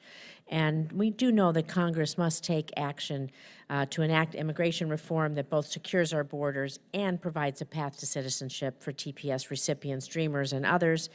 But as we work towards this goal, I do appreciate, and the families in Nevada appreciate your consideration. And so I'm going to turn now to the topic of the hearing, threats to the homeland. Difficult subject, again, like all things here, but rising anti-Semitism. Every day in every way, we see more and more attacks, outbreaks of anti-Semitism here in the United States. The recorded incidents nationwide, I believe they're at an all-time high. Not a day goes by without another report of an anti-Semitic hate crime or prominent individuals inciting anti-Jewish conspiracy theories. With Jewish communities around the world facing increasing discrimination as well as threats and acts of violence, a whole-of-government approach is needed to effectively address anti-Semitism. Because many individual agencies play a critical role in combating anti-Semitism, we need closer interagency coordination to share best practices, share that ever-important data that keeps us safer when we share it, that intelligence, the same thing. Identify gaps in our efforts between agencies, and streamline overlapping activities and roles so that we can best combat anti-Semitism where we see it, and I believe execute a unified national strategy. So Secretary Mayorkas, how is DHS coordinating with other federal agencies in the fight against anti-Semitism? Would you support the development of a national strategy that uses a whole-of-government approach, cohesive, comprehensive approach to address this rising threat for all of us? Senator Rosen, thank you. I think Director Wray spoke very powerfully, but a couple weeks ago, I believe it was in New York City, about the rise in anti-Semitism, and of course where we become involved in the Department of Homeland Security is the connectivity between an ideology of hate, regardless of the ideology in particular, and violence. That is where we become involved, and we are working very, very closely with the FBI and our federal, state, local, tribal, territorial, campus law enforcement partners to address violence, an increasing level of violence born of ideologies of hate, and quite clearly anti-Semitism is one of the rising ones, and it was at a high level to begin with. We are very grateful for your and this committee's support of the Nonprofit Security Grant Program. We are seeking in the fiscal year 2023 budget an increase from $250 to $360 million. That assists religious institutions, faith-based institutions, and other nonprofit organizations to really raise their level of security in response to increasing violence born of hate. The FBI and the Department of Homeland Security have published an unprecedented number of alerts and bulletins to our local state law enforcement personnel about an increasing threat level born of ideologies of hate. So you would support a national strategy to combat anti-Semitism? I would. Thank you. Director Wray, I want to move over to you because I know that the FBI, as you've stated, found anti-Semitic hate crimes rose by 6% in 2020. It represents the highest total in 12 years. It constitutes 60% of all incidents based on religion. And in your estimation, your research and data, what it's telling you, what is driving this alarming trend? How is the FBI working with communities, state and local law enforcement, again, to be sure we're coordinating, and would you support a national strategy to combat anti-Semitism? Well, taking the last part first, certainly I would support a national strategy. Second, the percentage is even worse than you summarized. I think it's 63% of all religiously motivated violent extremism incidents are motivated by anti-Semitism, and that's against a population that is only 2.4, I think, % of the American public. So it's pretty stark.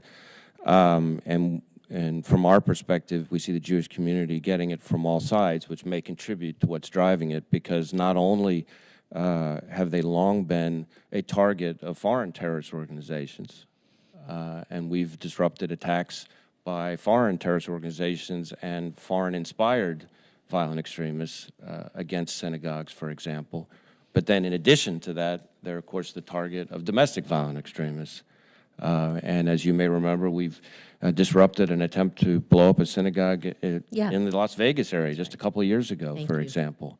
So we're trying to tackle it both through the domestic terrorism lens, through our joint terrorism task forces, and through the hate crime lens through our civil rights program. And we created a domestic terrorism hate crimes fusion cell, which brings those two things together to ensure that we're pushing out information to our partners, whether it's at DHS or state local law enforcement or the community, and particularly the Jewish community, to be better able to anticipate what might be coming and prevent attacks. Well, that's good. It really goes to my next question, because we do believe that hate crimes are vastly underreported because of fear sometimes, right? And since the enactment of the COVID-19 Hate Crimes Act last year, do you feel that there's been an improvement in local and state law enforcement reporting hate crimes to the FBI and just reporting in general? Or how are you, is that been helping us? Well, two things. One, I think overall reporting of hate crimes has gone up. And frankly, the Jewish community has been ahead of other communities that are victims in reporting historically. So we have been trying to preach the importance of reporting, and we have seen reporting coming up. The only caveat I would put on that is that we are in the midst of a multi-year transition to a different crime statistics reporting mechanism that's been anticipated for about a decade, I think. And so this particular year, the number may be somewhat flawed in terms of, or underreported in terms of the record keeping, just because of the transition that some police departments are making over from the old system to the new system. But as I would expect, as we go forward next year and beyond, it'll get back to being more comprehensive, and I fully expect it to show exactly what you're saying, which is that the hate crimes are on the rise. Well, the analyst in me hopes that everyone who's converting to this is all using the same algorithm, so we have good reports. Thank you so much for being here. Thank you, Senator Rosen. Senator Sinema, you're recognized for your questions. Thank you, Mr. Chair. Before I begin, I want to express my sorrow with the news from Puerto Rico today. Air and Marine operations agents perform a very dangerous job with honor and integrity, and my thoughts are with our injured agents and their families, the family of the deceased agent, and all of Air and Marine operations. News like this today underscores why our work and our oversight is so important, and we owe it to our agents and our officers to do our part to secure the border and keep our communities safe. Thank you, Mr. Chairman, for holding this hearing, and thank you to our witnesses for being here today. Fiscal year 2022 saw a record number of encounters at our southwest border, over 2.3 million individuals. While just under half of these migrants were removed under Title 42 authorities, the current system had multiple points of failure throughout the summer. In Arizona, local governments were forced to step in to provide emergency support to avoid street releases, and have reassigned staff from other important roles to help manage the release of migrants from CBP custody. Border areas outside of Arizona have seen significant street releases, some coming in recent weeks. These releases directly onto city streets are inhumane and leave migrants vulnerable to the elements and bad actors intent on preying upon the most vulnerable. So the administration's continued failures on the border places Arizona communities and our nation's security at risk. The ongoing influx of migrants puts serious strain on our CBP resources, and it forces our Border Patrol agents out of the field and into processing and administrative roles. With the sudden announcement that Title 42 will be terminated in December, I'm extremely worried that DHS is not ready and that border communities and migrants will suffer the costs for this lack of preparation. It's obvious that the current strategy being implemented at our southwest border is not working and that change is necessary. Secretary Mayorkas, thank you for being here today. These current levels of migration are unprecedented. Following the D.C. Circuit's recent ruling regarding Title 42, Arizonans are concerned that we'll soon see these numbers surge even higher. And we need to send a clear message to potential migrants that we will be fair and humane, but we will secure our border and enforce our laws. Given the recent developments regarding Title 42, do you have a plan to ensure that those who enter without inspection are facing swifter and more certain consequences? We do, Senator, and at the outset, thank you very much for recognizing the tragedy that our air and marine operations personnel within CBP suffered off the coast of Puerto Rico, and we pray for the family of the officer who lost his life, and we pray for the swift recovery of those who have been injured. We do have a plan, and I think there are a number of examples. One is how we've approached the increased number of encounters of Venezuelan nationals by building a lawful pathway for them to arrive safely in an orderly way in the United States, should they qualify and should they pass through our screening and vetting, and to deliver a consequence regime should they not avail themselves of that lawful pathway.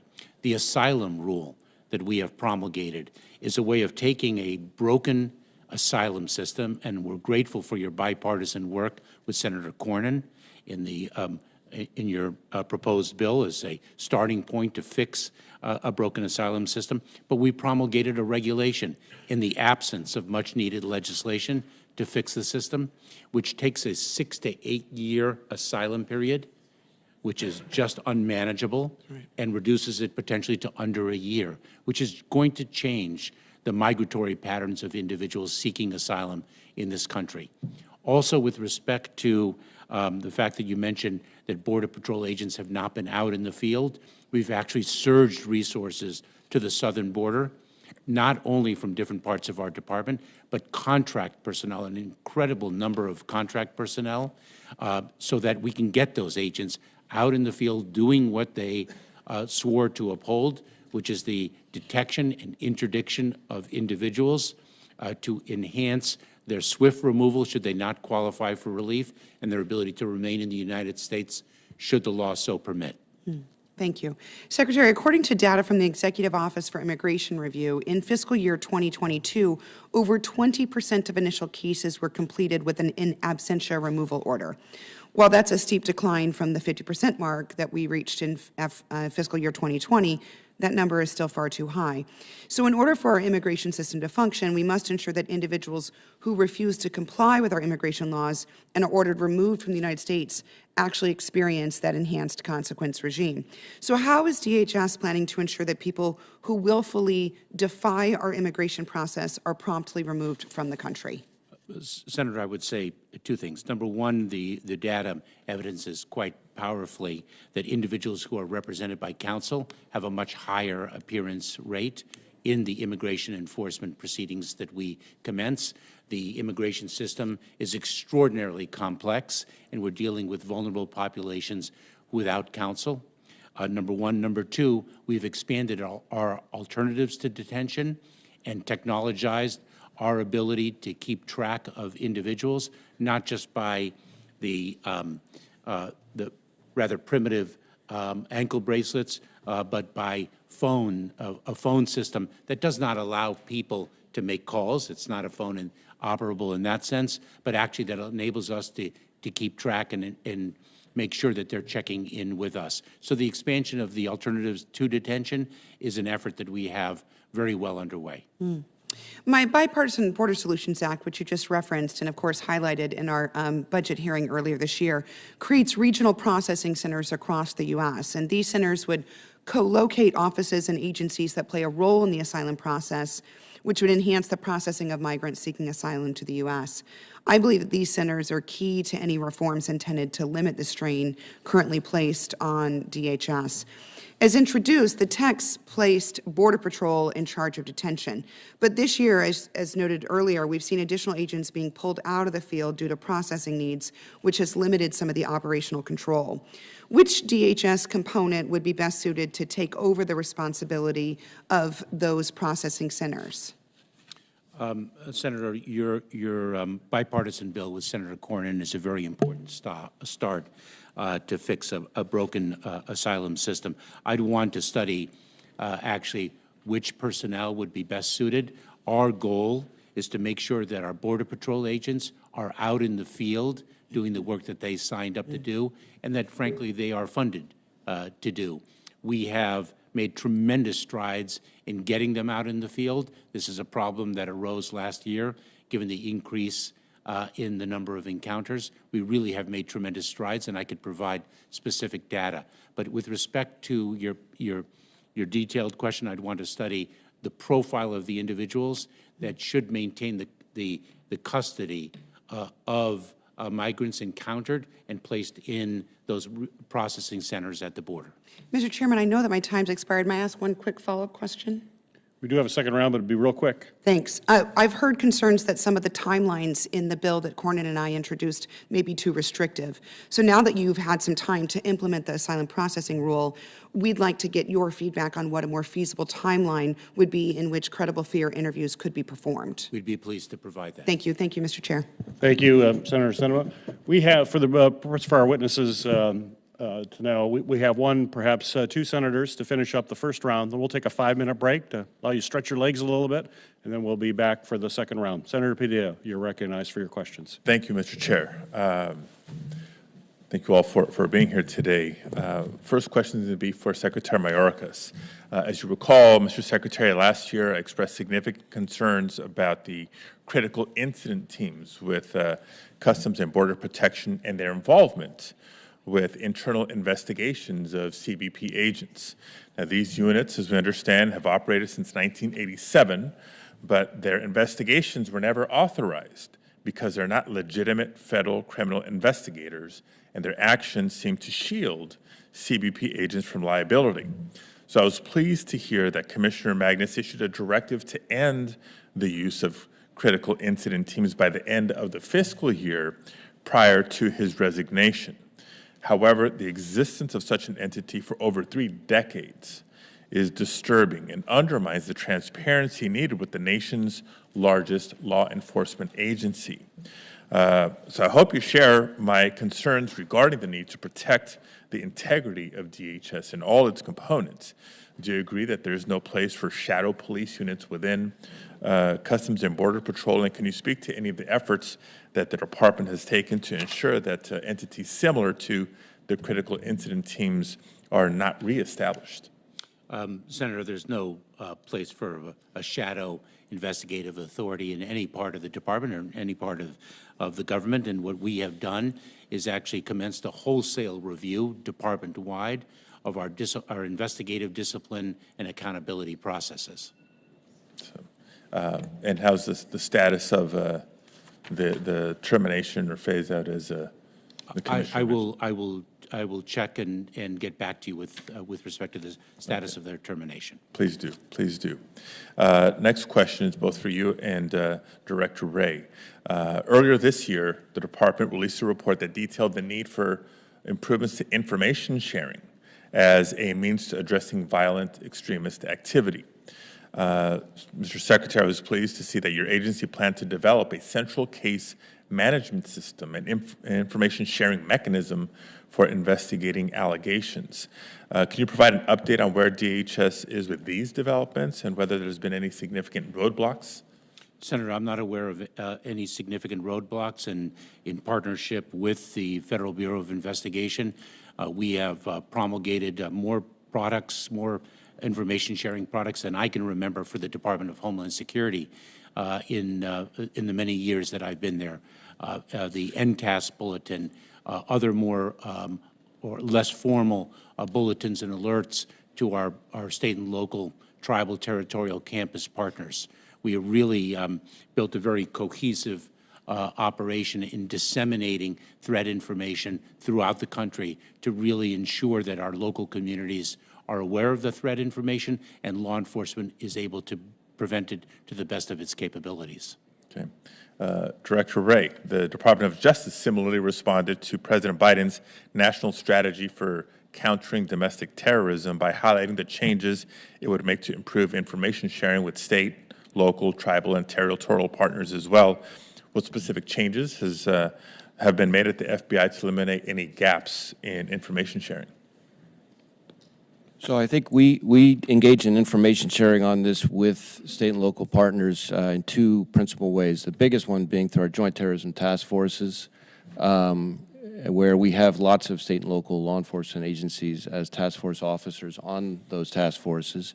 One of the things that we've done over the last little while now is improve the amount of training that we provide to participants on those task forces and to state and local agencies more broadly about indicators of violence, indicators of mobilization to violence, symbology, iconography, things like that, to put them in a better position to be the eyes and ears that we need them to be, and then have information flow kind of in a virtuous cycle back with us. So that would be one of the things that I mentioned. Obviously, the bulletins that Secretary Mayorkas referenced is as a product of great work between the FBI and Department of Homeland Security to share information, and including with the fusion centers, which is a very important piece of the information sharing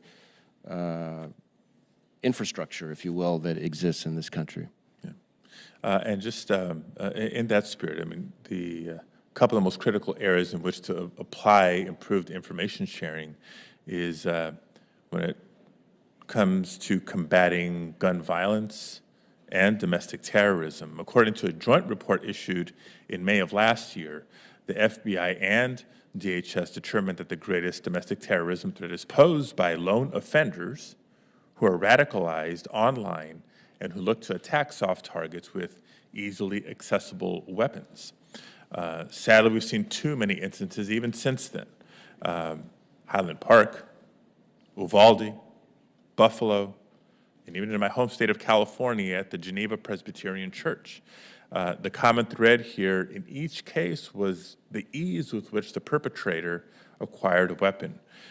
Can you detail what steps are being taken by the Bureau to ensure that threats to our schools and places of worship and other important places are identified and neutralized? So I guess there are a number of things that we do on that front. When it comes to schools specifically, we've been engaged in a very proactive outreach campaign to schools, done active shooter training, for example, at schools. Lots of our field offices meet with school officials in their areas of responsibility to help them identify better what to be on the lookout for. Because one of the things that we've learned in studying this issue over time when it comes to school shootings, for example, is that there's almost always somebody, a classmate, a teacher, a family member, someone who saw the transformation in the person, and that if they had known to speak up, known to report, it might have been preventable. And in those instances where we have successfully prevented a school shooting, for example, and those often don't get reported, but there are any number in which we have successfully prevented have always been because somebody in that situation did report. So we're trying to get the word out that way. Obviously, our NICS system, which does the background checks to ensure that people who are legally prohibited from having firearms don't get them, is very active, processing background checks. And of course, with the recently passed legislation, there will be additional steps that we're taking to implement that. Thank you very much. Thank you, Mr. Chair. Thank you, Senator Padilla. Senator Ossoff, you're recognized for your questions, and after this question, we'll take a 5-minute break. Thank you, Mr. Chairman, and thank you to our panelists for your service to the country and in the national defense of public safety. Director Wray, always a pleasure to see a fellow Georgian, and thank you for your continued service as well. Each time we've engaged in a setting like this one, I've asked you to assess the drivers of elevated levels of violent crime in Georgia and nationwide. According to FBI data, violent crime did increase from 2020 to 2021. Could you please provide the committee with an updated assessment of what is driving this dynamic? So there are a lot of things driving the violent crime crisis that is occurring in this country, in Georgia and elsewhere. There are a few things. First, I would say the traditional drivers are all there: drugs, illegal gun trafficking, gangs, socioeconomic factors. So those are all still present. But in addition to that, we are seeing, and I hear this from chiefs and sheriffs all the time, as well as from our own agents, an alarming uptick in the incidence of juveniles engaging in violence, often graduating from carjackings to even worse violence. And that is a real challenge for the legal system because we're not set up to very effectively deal with crimes committed by minors. We are also seeing, not everywhere, but an awful lot of places, we are seeing way too many dangerous offenders getting back out on the streets. And the only thing more frustrating to the hardworking men of law enforcement than having to arrest somebody who should have been behind bars is having to arrest the same person over and over again. And that's a product of any number of things. It could be backlogs, it could be certain prosecution practices, certain kind of bail practices, and of course the juvenile issue that I mentioned. So those are some of the things that are driving it. In Georgia in particular, pretty much every week I feel like our Atlanta field office is engaging in some kind of operation where they're seizing drugs, guns, cash, whether it's meth, whether it's fentanyl. And so they're experiencing a lot of the same things that we're seeing nationally. Certainly neighborhood gangs are a big phenomenon in our home state. We are also seeing, I would add two other things that have a little bit of a Georgia wrinkle to it. One is juveniles who post-COVID have not returned to school, and so that may contribute to the juvenile effect. And we're seeing, violent criminals who are either detained or imprisoned because they're serving a sentence, who still have access to their cellular phones and are able to continue to participate in the activity despite best efforts by the corrections officials to continue to participate in the violent activity. So there's some of the things. I guess one last one, an alarming phenomenon of switches which convert otherwise lawful weapons into fully automatic, and that, of course, increases the violent potential. Mm-hmm. Thank you, Director Wray. You have a new SAC in that Atlanta office, and welcomed her upon her arrival, wish her and her team the best. What can the FBI continue to do, and what more can you do to help protect communities in Georgia who are fearful that they may face carjacking or mugging or aggravated assault out on the sidewalk or at a shopping mall? What are you doing, and what more can you do? And will you continue to work with local law enforcement in Georgia to crack down on the violent crime that's preying on innocent citizens? Violent crime is a major, major priority for the FBI. As I think I said in response to an earlier question, I still think it continues to be the place where we have the most single allocation of resources in terms of personnel. We have Safe Streets task forces that focus on sort of the gang violence. We have other kinds of violent crime task forces, all of which allow us to bring together what the FBI has to bear with state and local partners who participate on those task forces. We do active shooter training and things like that to help the community better protect itself. Our lab, close to half of the work that they do from a forensic side is in support of violent crime cases, often for our state and local partners.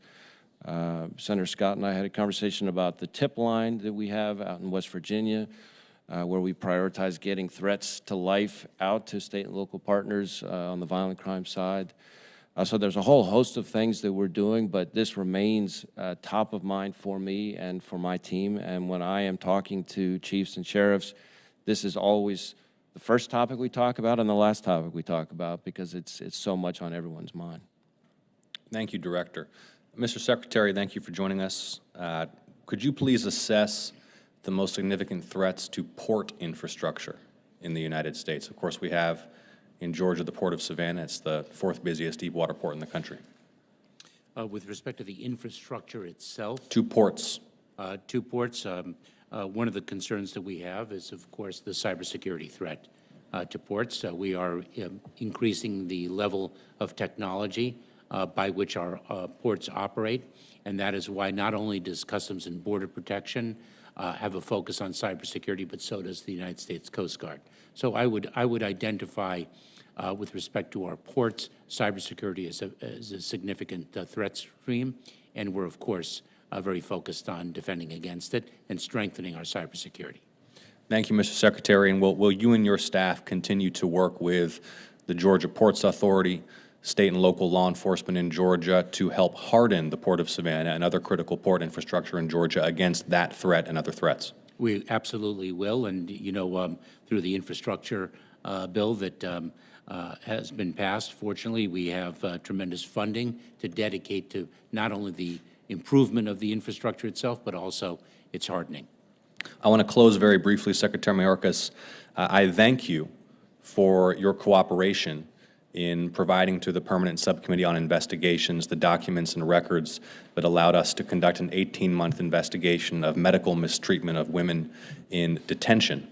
We held that hearing, as you likely know, earlier this week. The bipartisan findings that Senator Ron Johnson of Wisconsin and I have presented are deeply disturbing and suggest there are major gaps in the vetting and oversight of DHS contracted physicians who treat the detainee population.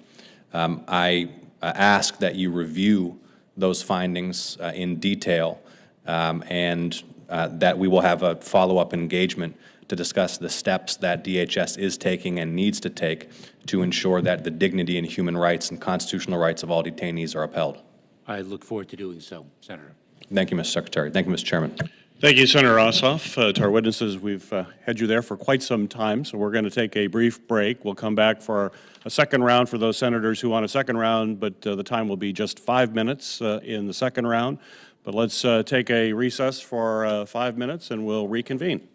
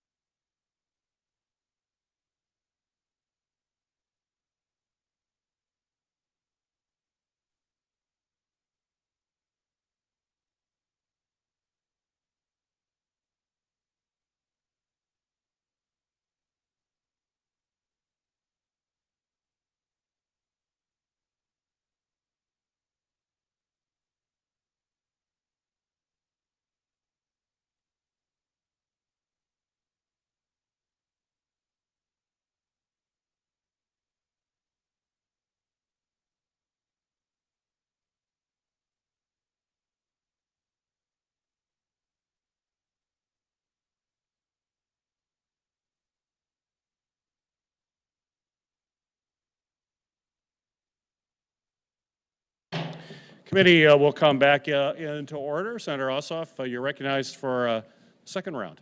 Thank you for the extraordinary courtesy, Mr. Chairman, and welcome back to our panel. I'd like to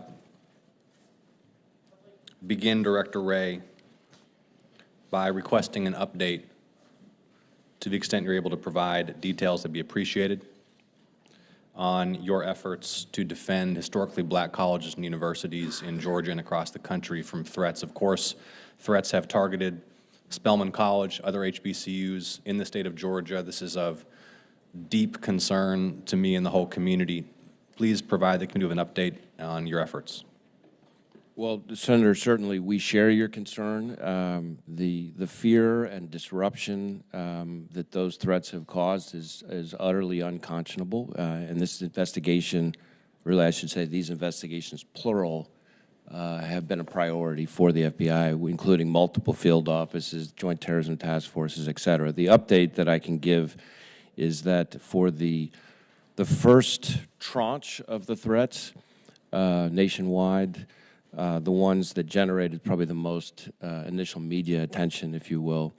There has been a recent development. An individual who's a juvenile, a little bit like the exchange that we had right before the break, has been identified, and because of the federal limitations on federal charging of juveniles for most relevant offenses, we've worked with state prosecutors on an unrelated state charge, which ensures restrictions and monitoring of the individual and disruption of his behavior. Now, that still leaves two other subsequent tranches of threats against historically black colleges and universities and other historically black religious institutions, for example, that we are still very much actively investigating. And because of that, there's not much I can share on those. But suffice to say, we got a lot of people working on this, and we're determined to see it through. Thank you, Director Wray. Director Abizaid, haven't had the chance yet to ask you a question and would like to hear from you. What do you assess to be the most significant threats to the U.S. When it comes to transnational terrorism? Well, so by far it's ISIS and al-Qaeda in terms of transnational terrorism, though racially and ethnically motivated extremists also present a dramatic threat. You know, the hierarchically organized groups like al-Qaeda and ISIS are actually transitioning their way of attacking to lone actor type threats, inspired violence here in the United States homeland. And we see very similar trends in the racially and ethnically motivated violent extremists bucket of ideologically motivated threats as well. Thank you, ma'am. Thank you all. Thank you, Mr. Chairman. Thank you, Senator Ossoff. The authorization from the Office of Countering Weapons of Mass Destruction is set to expire next year.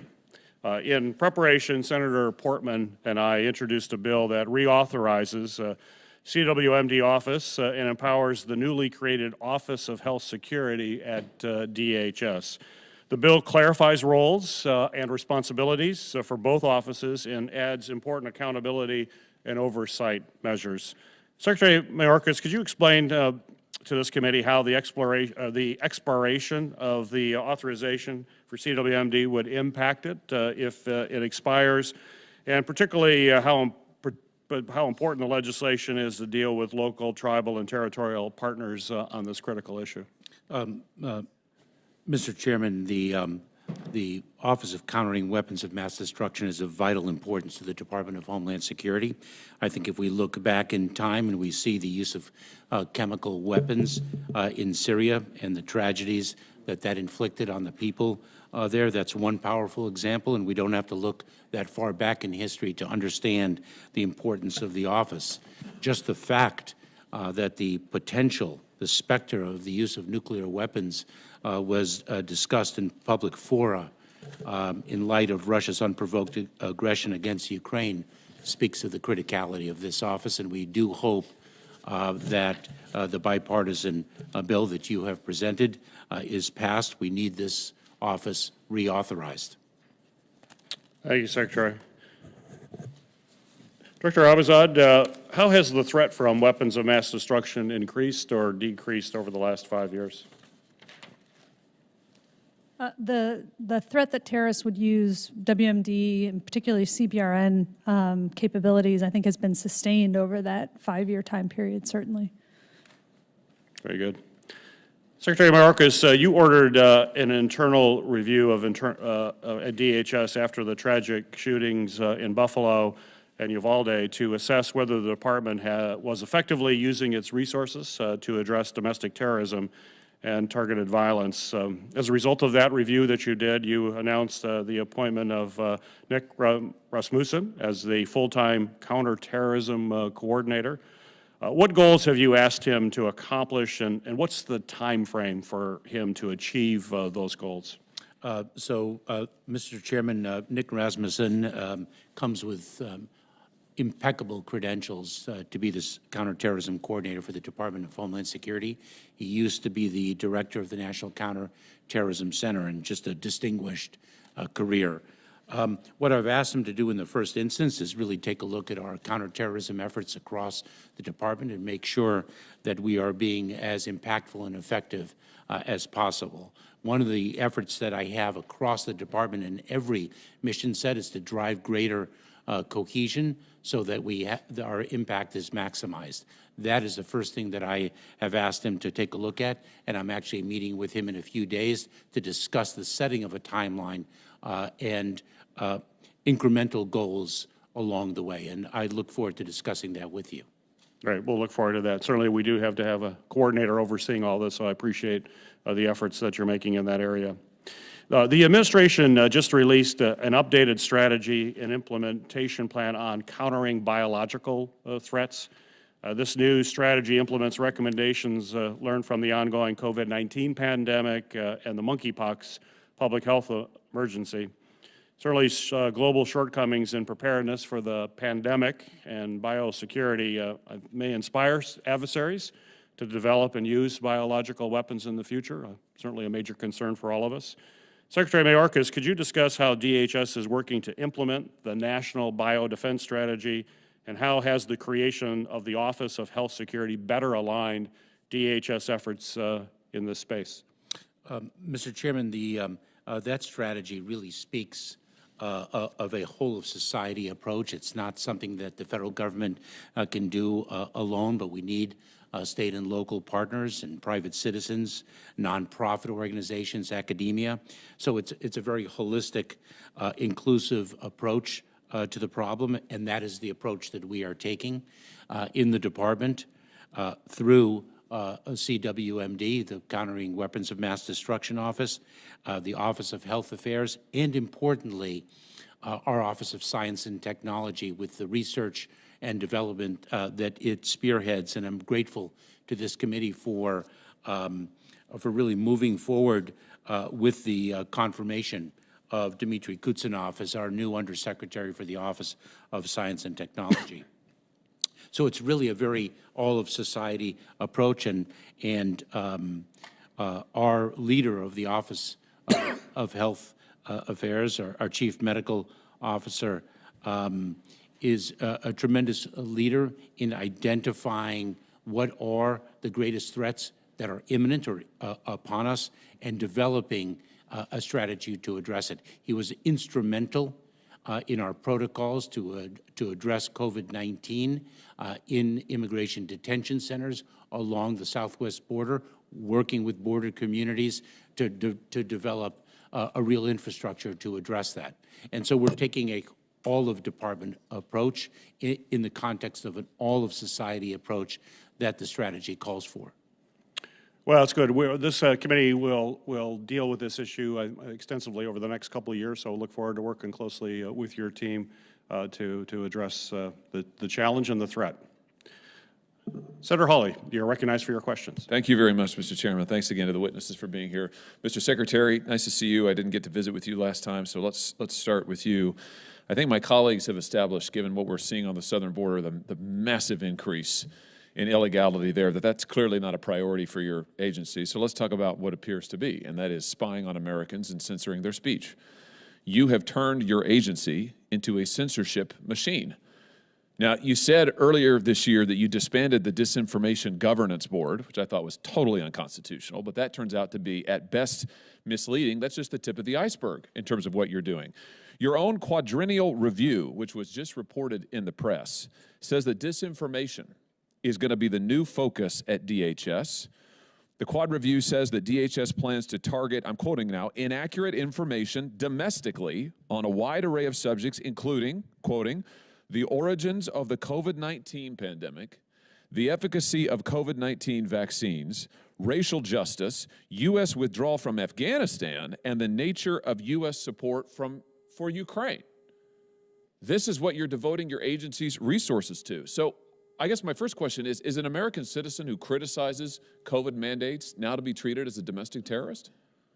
Of course not, and I'd like to say three things since you have three inaccuracies in the question you posed to me. Number one, border security is a priority of ours. Number two, the department does not censor speech. And number three, we did not publish a quadrennial review. Does it exist, the quadrennial review? I believe it is being worked on. Well, it's been published in the media. Will you make it public? When it is final, it will be public. Mr. Chairman, without objection, I'd like to enter this article called "The Truth Cops," published in The Intercept. Here's my question then. If you're not censoring speech and if you're not treating Americans as domestic terrorists, then why is it that you're pressuring big tech to treat American citizens as if they're threats to the homeland? Why are you pressuring them to censor speech? Let's take a look at some new documents that have come to light that show what your administration is doing, this administration is doing to censor speech.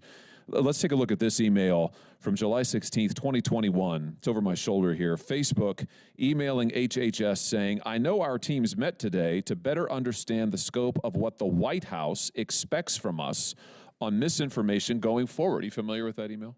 No. Let's try another one. And if I should... How about, hold on, hold on. We'll get to that. But you're not familiar with this, all right. Let's try a different one. Here's one from July 20th, 2021. The White House emails Facebook saying, any way we can get this pulled down. 46 seconds later, Facebook responds, yep, we're on it. Are you familiar with that email? No. Okay, how about this one? July 23rd, 2021. Facebook employee writes to HHS, says, thank you for taking the time to meet today. Wanted to make sure you saw the steps we took just this past week to adjust policies and what we are removing with respect to misinformation. Are you familiar with that one? Senator, we do not instruct. Just yes or no. No, because I'm the Secretary of DHS. Well, I'm asking you that because it's funny you say that. A federal judge has just found as a finding of fact, Mr. Secretary, that your office, and I'm going to quote now, is supervising the nerve center of federally directed censorship. It's a federal judge and a federal lawsuit. You are supervising the nerve center of federally directed censorship. Here's another email, August 20th, 2021. Facebook writes again to HHS and highlights that Facebook is increasing the strength of our demotions for COVID and vaccine-related content. April 16th, 2021, Rob Flaherty at the White House circulates a Zoom meeting invitation to Twitter employees stating White House staff will be briefed by Twitter on vaccine misinformation. We have example after example of this administration coordinated, apparently, according to a federal court, by your agency, pressuring, coercing social media companies to engage in censorship. Is that constitutional? That is unequivocally false. Is what the emails show.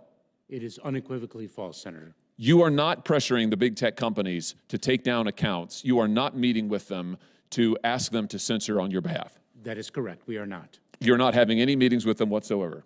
We meet with the tech companies. How often? To address the Homeland Security mission. How often do you meet with them? For example, online child sexual exploitation is a scourge in this country, and we have an obligation to address it. You're saying that no one in your office has ever met with, coordinated, or otherwise engaged in any contact with a social media company in which you spoke to them about vaccine mandates, about COVID mask mandates, about the withdrawal from Afghanistan, about the current U.S. involvement in Ukraine. None of that has ever happened. I don't know what you're referring to, Senator, and I can read the emails. And I can tell you this. Well, you've actually cited emails outside of our department, but if I've cited a federal judge who says your department is engaged in supervising the nerve center of federally directed censorship. Here's my point, Mr. Secretary. It has been established for years in this country, as you very well know because you're a lawyer, that the federal government may not use private third parties to engage in activities that are unconstitutional. That's exactly what you and this administration are doing. You are leveraging private companies to carry out censorship on your behalf. It's dystopian, but worse than that, it's unconstitutional. It's also false. Thank you, Senator Hawley. Seeing no other senator here, I want to thank our witnesses once again for joining us today. We recognize that you all have very busy schedules, and we appreciate you joining us to help the committee better understand some of the most pressing security issues that our nation is facing. This committee will continue to work to address many of the issues that we discussed today.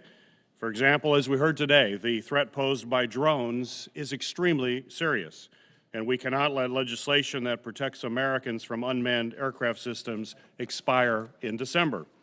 I look forward to working with my colleagues here in the Senate and in the House to ensure that the federal government is effectively managing this threat.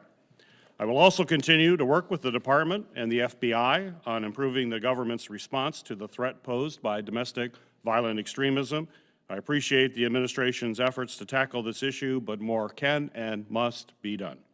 Without a more data-driven approach to understand the threat, the government will continue to face challenges addressing this issue. I will also continue to press the administration on meeting mandatory congressional reporting requirements so that we can ensure the federal government has the authorities and the resources needed to help prevent deadly incidents like the tragic shooting in Buffalo from occurring again.